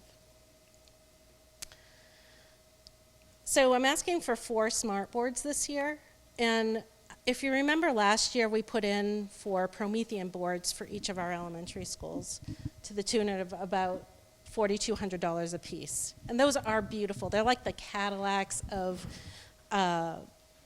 smart boards, of interactive whiteboards. What we found, though, is this summer we were pleasantly surprised by Kents Hill. they were upgrading their equipment, and they donated smart boards to us. They're older models. And so what we did was we put a few in some classrooms of these older models, and we kept a couple for parts because we need to keep them running, because once we give something to our teacher, we want them to be able to use it successfully. And if they're older, they might fail. And so what we were able to do is we put 2 in Manchester, 1 in Mount Vernon, 1 in Wayne, and 3 in Reedfield. And so we also, as a part of this, created a cohort of users that could learn from each other. And so Brett has been leading a group that's really giving them an opportunity to share what they're doing and learning. I also have Jenny Galetta here tonight, and I wondered if she would come up and just talk about how it has changed her teaching. I think we were able to see it in action last year, but I know that we have a lot of time crunches here, and just to have a little something from Jenny, just a little example of how it's changed her teaching, would be acceptable. So the smart boards have changed my teaching a lot. I'm not the most technologically savvy person, I have to put that out there. So when Diane asked me if I wanted a smart board in my classroom, I thought, oh, okay, but someone has to show me how to use it. It's very user-friendly, so that was really, really wonderful. I use it many times during the day, but I thought I would just pull just one way it's really changed my teaching and how it really helps student learning. In geometry, in mathematics in 4th grade, one of the things we have to teach the kids is how to use protractors. Brand new skill for kids in 4th grade. In fact, on the pre-assessment, it asked them to measure angles with a protractor, and some of them were like, what's a protractor? So it's always brand new information for them. In the past, I've gone around, with small groups or individually with children and showed them how to use protractors. And protractors come in 2 sizes. This little itty-bitty one and this slightly bigger one. But however, even if you're trying to teach it to a small group, someone's looking at it upside down, someone's looking at it from a side angle. It's incredibly difficult, especially the children knowing which side or which row of the protractor to use. The interactive quality of the smart board helped me to be able to not only project a protractor up on the screen, but then the children could actually come and manipulate and move the protractor to measure an angle. They could adjust the size, they could tilt it, we could make sure that they had it lined up correctly. And in fact, on the post-assessment, every single one of them nailed those questions. They totally know. Any of them could come in right now and they could measure anything with a protractor. Because, and I really think that interactive quality of the whiteboard, smart board, totally really helped them grasp that concept. That's just one way I've been able to use it. So what I noticed with the smart boards is that we were able to use our own projectors with the smart board. So in this proposal, I have just the board itself, because we have purchased a bunch of projectors. Most classrooms have projectors. And so the cost has come down significantly. It's about $10,000 less than what I proposed last year for 4 Promethean boards. So I just thought we would put this in here and give it a shot. I know that the high school has been using their own projectors and buying just the board for their classrooms. I went up and saw that happen, and then we actually had a projector fail on one of our donated smart boards, and we were able to get it to work just fine with our own projector. So that's me being fiscally aware and trying to still get what I think would be really helpful in our classrooms in a way that's a little less expensive. My last request is actually a pretty big request. but I feel pretty passionately about this request. Right now, our elementary teachers are using MacBooks, white MacBooks that are 7 to 10 years old. They can't be updated anymore. The browsers are locking them out of websites that they need to get into. We're asking them all the time to record data into Google Docs that can be shared among teachers, and they can't get into Google Docs because the browser can't be updated anymore. It's crashing. The repairs are coming fast and furious. It is time that they get some quality equipment. And I have to say this out loud. The elementary teachers have never had new laptops. They've always gotten the MLTI ones, which has been a nice way for us to be able to do this, but it's just not going to cut it anymore. We need to give them quality equipment. They need to be able to do their jobs, and it's really hindering what they can do for their jobs. So what I did was I contacted Tara Maker at Apple, and we talked about some of the alternatives. We sat down with Bridget, and we looked at what a lease purchase would be and what MLTI has to offer. And MLTI, because we've bought in with the middle school and high school, we can actually purchase a teacher alternative with the MacBook Airs and put it into a 4-year lease. So it comes down to about $20,000 a year for 4 years. With that package, we get the 13-inch MacBook Air, the 4-year Apple Care warranty.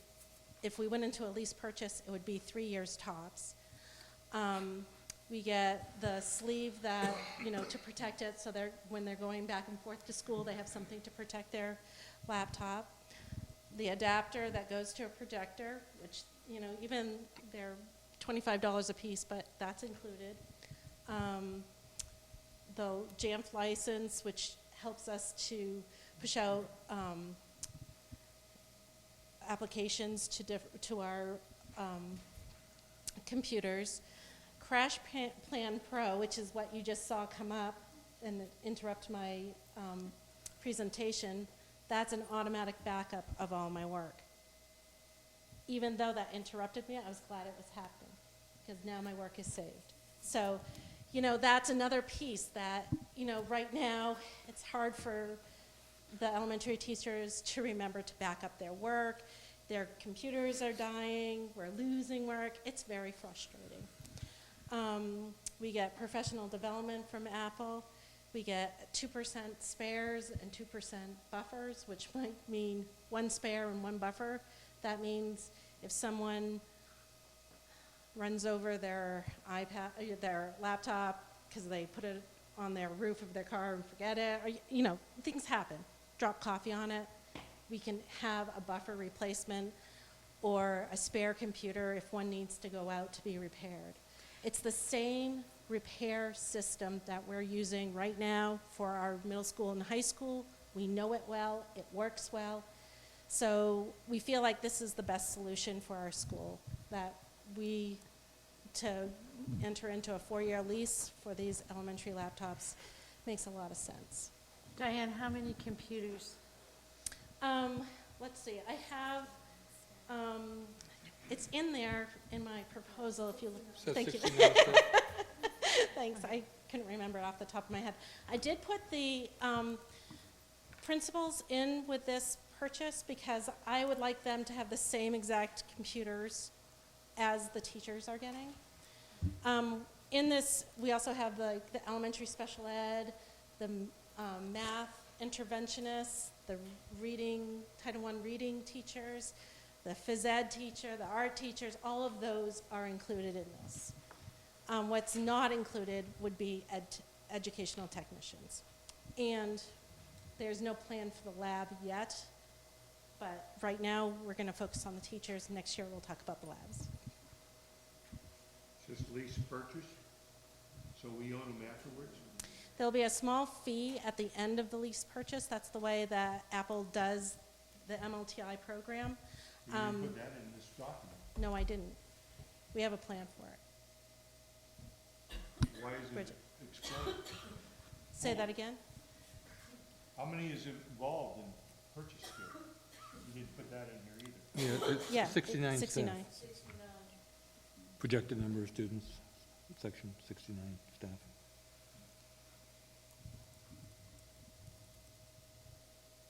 So what's the end result?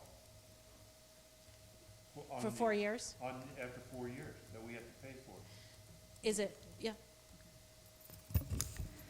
The way the other MLTI computers or laptops work, well, this is the first time we've had laptops, so I'm not really sure what the buyout's going to be. But in the past, the state allows us to buy out the laptops for $40 per unit.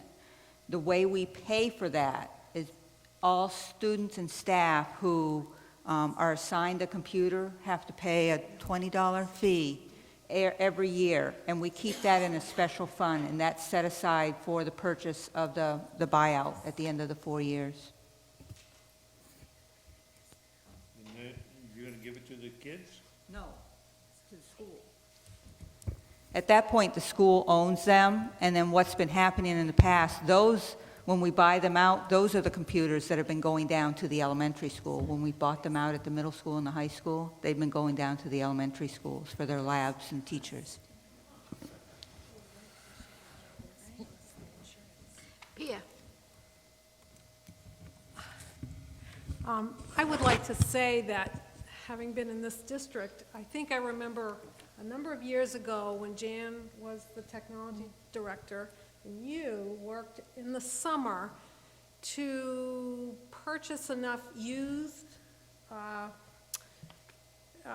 MacBooks to supplement what was coming down from the upper levels. And I can remember the conversations where they would get right on the computer, right on the internet, and if somebody had something to either give away or, sell for a nominal amount, they took advantage. I mean, we had schools giving us computers. We've been very resourceful. They have. Yeah. And we did put a little extra into these MacBook Air, the white MacBooks that the teachers have. We did buy solid state drives to upgrade, put some extra RAM in there, so we're trying to make them last. But it's just quick. This past year has been a rough year, really rough year. Yes, please. Okay, you see? Diane, maybe it would be helpful to tell us, so if you were to buy a MacBook at the Apple store at the mall, they're like what, $1,400 or $1,500? Probably about 11, maybe something like that. Okay. So each one of these computers is just under $1,200, but it comes with this laundry list of stuff that if you were to just go buy if one of your children were to just go buy this, you would not get this stuff. It just seems like a good deal. And we would buy AppleCare, which would be 3 years. Right. And so that would. It says 4 years here. Right, here. But if we didn't do a lease purchase and we just went on our own, not through MLTI, we would buy the AppleCare and we could only get it for 3 years. And so that's I can't remember exactly how much that was. I did price that out and get a couple of different scenarios and brought them to Bridget. We sat down, we looked at all of the different scenarios, and we felt like this was going to be the biggest bang for our buck.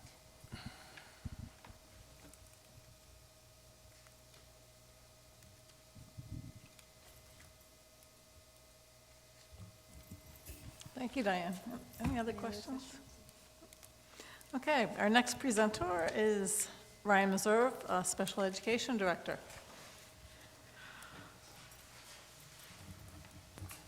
Thanks, Diane. Nope. Sit there and use that one, Ryan. You could use the end one. You want this one? I can't hear that one either. I think it's on now. It's on.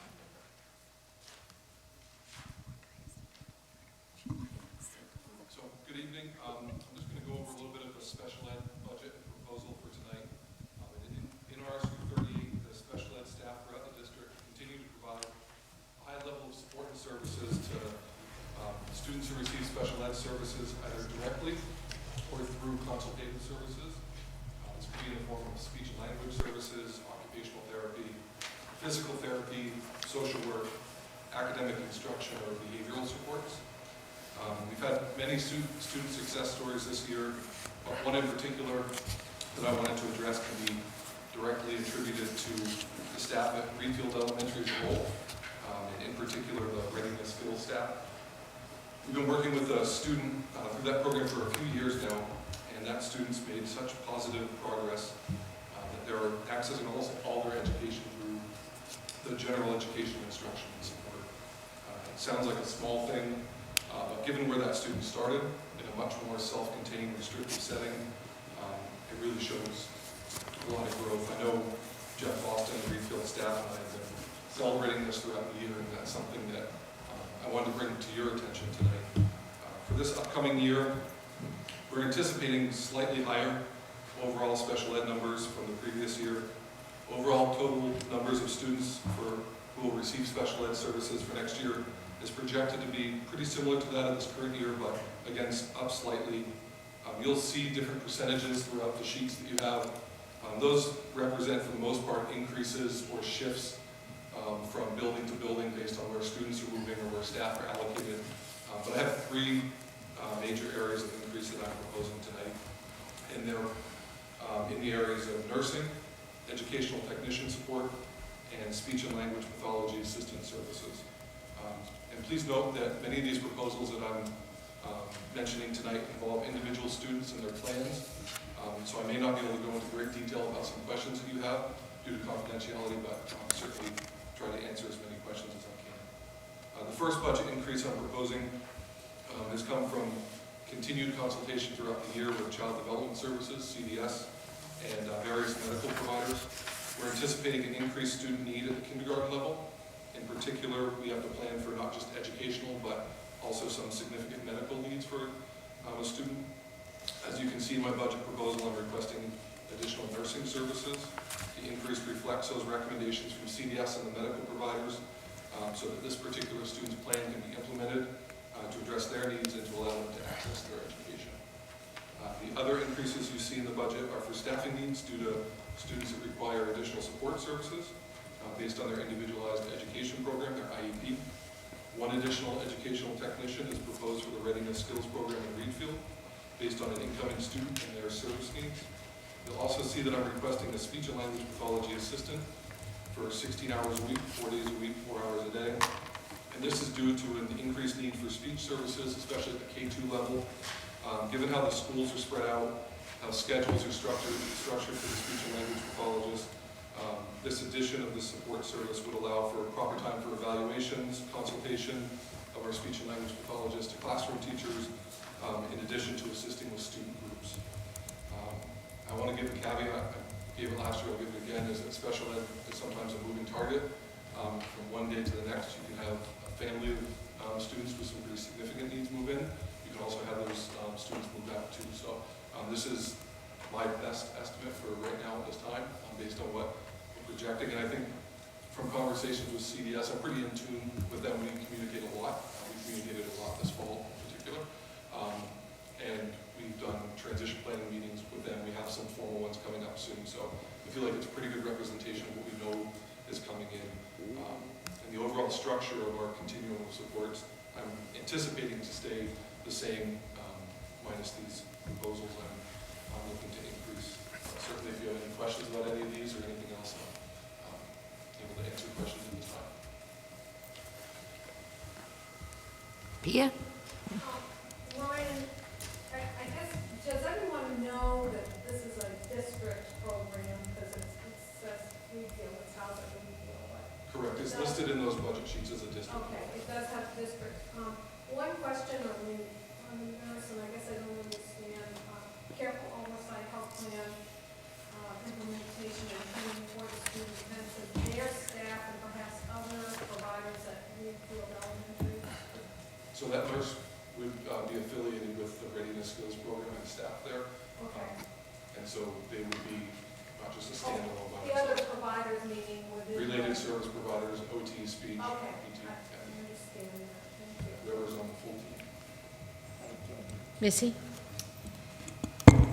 Ryan, if you were not to hire this nurse, how does that affect the district legally in terms of liability? Are you saying to us that this is needed per your conversation? I think you said, was it what was it you said? CDC? CDS. So they've recommended that this is what should be put in place? And so does that get reimbursed to you somehow through a special educational pot through the federal government? So you're basically telling us that we don't really have a choice, we have to do this. Well, the money would need to be done somewhere for that to be provided. Otherwise, we're going to have a huge liability in front of us. Okay. Stefan? You said have to provide it one way or another. Is there another method of providing this rather than this method? I mean, there's multiple ways to provide services for those students. I mean, I'm a strong proponent of being able to provide services in the least restrictive environment. Sometimes that means in the classroom, other times that means within the district in a self-contained setting. But if you have a student who has a mandated service, IEPs are basically little federal mandates that we have to follow. We have to find a place either here or elsewhere in weekly services. So hopefully I answered your question, but this proposal would allow us to service this student within district with the current services and programs. So, we discussed compensation from the state at a meeting. And at that meeting, you say, we don't want to do it because we get fined, all right? We're not doing the proper things. Can't talk about that. Wait a second. Gary. No. Go ahead. I don't know where you're going, but if you're talking about an individual No. student or No, a what I'm meeting. asking is why can't we start, this here is a legitimate need, which we should be able to charge back to the state. And why can't we use that methodology in a positive, where we know that there's nothing wrong with what we're asking for? And going after those dollars instead of saying, taxpayer, you're gonna pay it because we don't wanna ever get fined. I don't know where he's going. Well, I mean, I think the answer to that's a little more nuanced from the perspective of, to be able to look at some of those services, I'm assuming you're talking about main care services, it's not as simple as me just saying, yes, we're gonna do it, therefore we go ahead and do it. It involves. No, it ain't that, but you have to get approval. Well, not just from the state or the federal government, you need, one, the student needs to be eligible, and so there are certain criteria for that, and another perspective is you need to have consent, and in the absence of that, you still have a mandate to provide service. So if we were talking about speech and language services as a coverable thing, or this and nursing in this case, just because we were to say that we wanted to do it doesn't mean that we could do it, or that the student would be eligible for that. So what I'm proposing here is that I know that we have a potential need for this, and I feel like I wouldn't be bringing it to us unless I thought it was a real thing that we were gonna have to do. And to not have a funding source for that is something that either we leave us open to still have. The funding is not the problem. I'm asking why we don't utilize our abilities and do the research and do it properly to get the money also returned via the government. That's what, I mean, you're head of the department, you should be able to accomplish that, in my view. Missy. Brian, would this position be specifically allocated to this one student, or would this position, wasn't there a nursing position that was suggested to us? I can't remember who presented it, either high school or, would that nurse be specific for this person in this school? Or would it also cover other areas, sort of overlapping where the other request came from? It would be specific to the student. Okay. Okay. Thanks. Steve. Are all three positions related to this one student? No. 2 and 3. Okay. What's the, are there, okay, a couple of years ago, we offered a regional autism program. Are there regional programs that would be available for this child that would basically be more cost-effective? I don't believe so, just given the scope of what, like I said, I don't, some of these things I don't want to get into the particulars about this individual case. But, yeah, I feel like there are still certain aspects of any time that you would look to, let me respond this way, anytime that you look to outplace a student in an out-of-district placement, there's usually a daily fee that is associated with that. And then in addition to that, any related services, this would certainly be a related service, would be cost above and beyond that, and it would be, at or probably higher what we could internally hire and provide for a student here. So there's not a program that has embedded one-on-one nursing that would be available. So if that was an option for any student that we'd be talking about, then that would still be an additional cost above and beyond any other programmatic cost for regional or other special purpose private schools. Do we have reasonable confidence that we can hire the people we need for this position? Yes. Bonnie has a point. Bonnie? And Steve, you'll recall a few years ago when we were placing children out of district, the transportation cost was incredible. So that alone was near this salary cost for just the transportation piece. So if we were paying the daily fees, as Ryan says, plus the services out of district and transportation, I do think this is most cost effective. Michael? So we're able to provide just the services in-house. So I would say better in some cases. You would say what? Even better in some cases. Thank you. Pia? In a disability rights situation, would that person really, if they wanted to stay in their town, wouldn't they have that option for the most part anyway? I mean, it would be cost effective probably in this case, but if I don't know the law, you might know the law, but to stay in their own community, wouldn't that be one of their rights or not? One of many, you always look for, there's a couple Yeah. different things that you look for. You look to see one, can you provide meaningful educational benefit? That's one bar, and another one, can you do it in a least restrictive environment? I guess Right. some of that could be, the Tied continuum in. could be from the classroom to a self-contained, sometimes in a self-contained setting, it's a least restrictive Right. environment for certain students, but you always try to do that within your natural boundaries of Okay. school jurisdiction.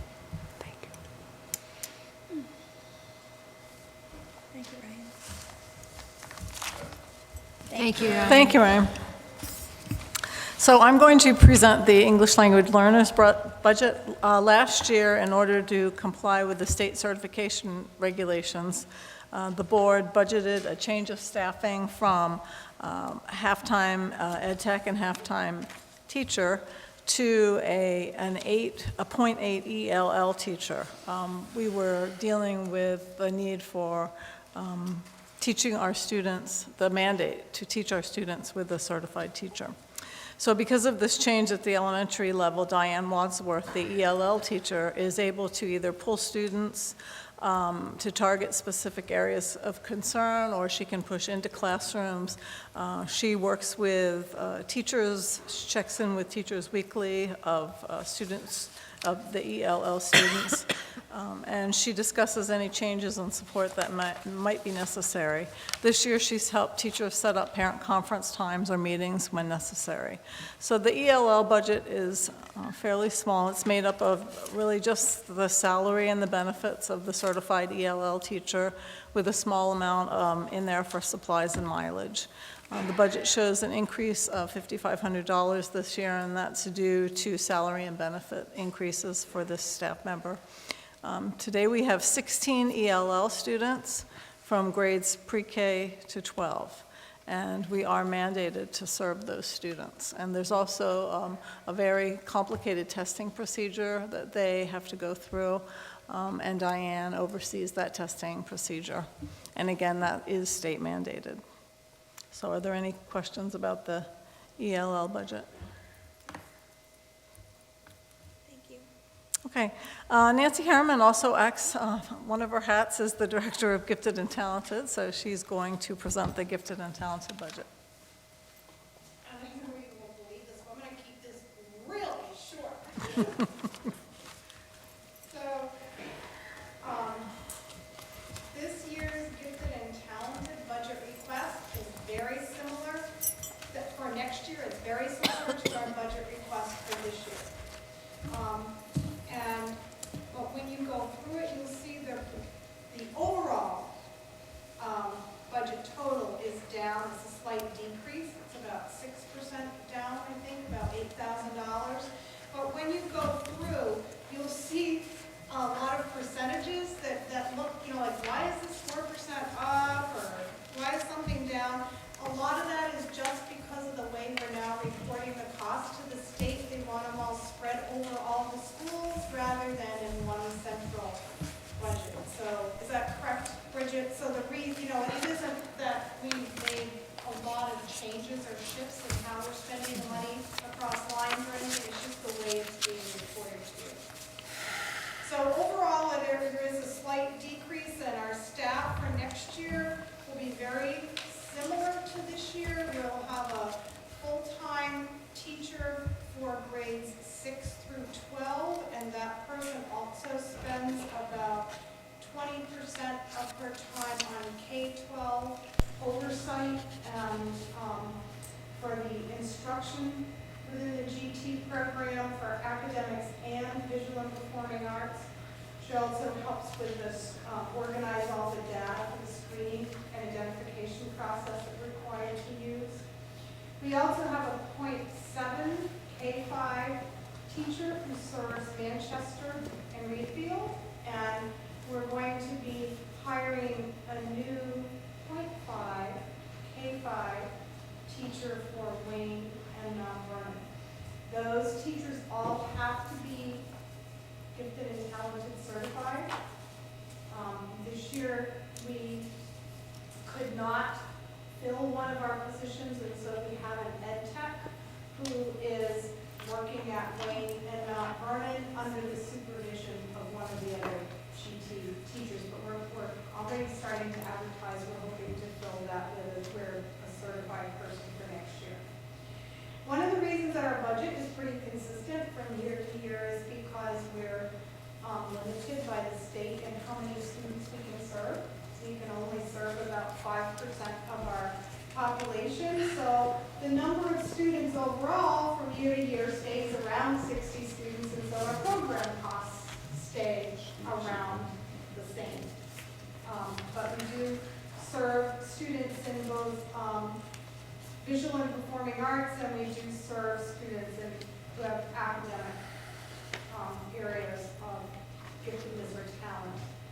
And I just wanted to give you one little story or picture this year, because when I met with the teaching staff this week, they were telling me about this great activity that they have planned. I really feel like the services we provide really help students have some enrichment opportunities that they wouldn't have just through their regular curriculum and differentiation. So in the next few weeks, students from grades 4 and 5 from all of the elementary schools who have been identified as gifted and talented are working with one of those teachers. They've been studying things related to extinction. And at the middle school, the students who are gifted and talented in the area of English language arts have been participating in a seminar, and they're hosting a poetry slam. And they've been working on public speaking and persuasive speaking, and they're going to do presentations on the study on the topic of extinction. And then the elementary kids will be their authentic audience and give them feedback, and then they will all read an article on the sixth extinction and do some follow-up discussion together. I think it's a great opportunity for our grade 4 or 5 students to be able to interact, with a larger group of peers. So they're excited about that. This is Victoria Scott. She's one of our gifted and talented teachers. Any questions? Slam poetry, I'd like to hear that. Sounds cool. Yeah. Sure. Thanks.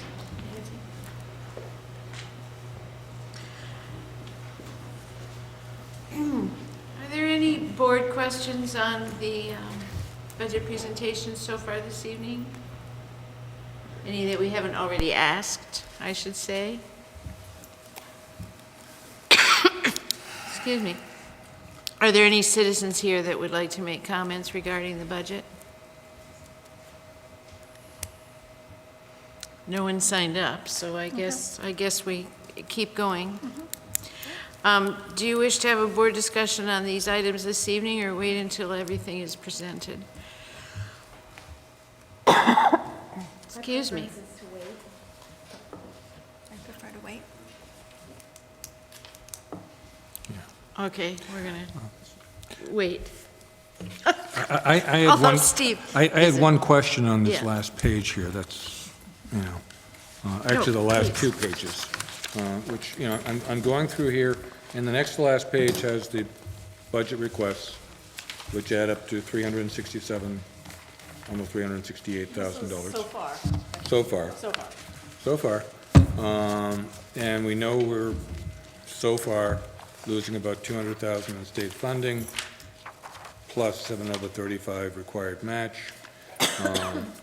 But there's still a gap of about $450,000 between what those 4 items add up to, 4 items add up to, and the $1 million increase in local taxation that we're looking for. I'm just wondering what fills that $450,000 These are only gap. the presentations that we've had so far, and we still have some more presentations to go. A big one being maintenance, which will be next time.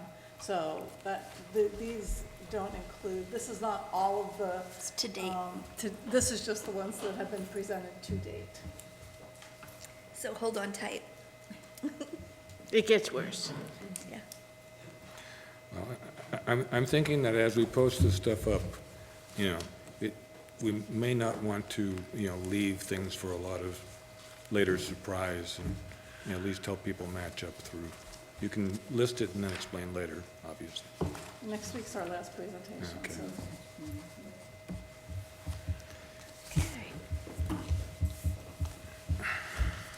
Okay.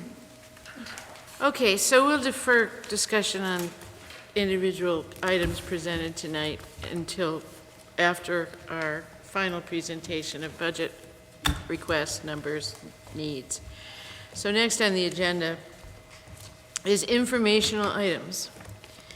And these are reports from the various principals and committees, which we have all had an opportunity to review. Are there any questions or comments on these reports before we adjourn this evening?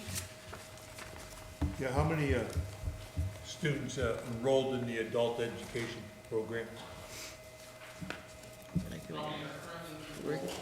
Yes.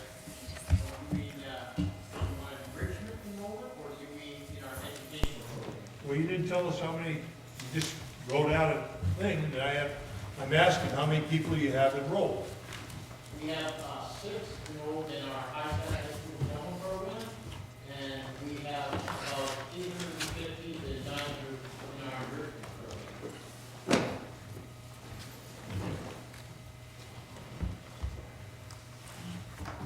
And then the other comment I have is when I read through the principal reports, one of the things I noticed is the people like to talk and I think you'll go further. So as we get into budget, you want to talk about the percent, and you're not talking about, if we have a definite deficit, we need to reach X amount of students that need help and that are not making it. And we need to address those people to make sure that they get forward. And that the things that we're asking for matches what we're trying to do. And all these reports are missing that type of data. And I think it needs to be in the principal reports. When you report. Otherwise, there is no need. You can make wonderful words and presentations, but it has to go back to the basic person that has to be developed. That's your product. That's what you're selling. And we don't have that data.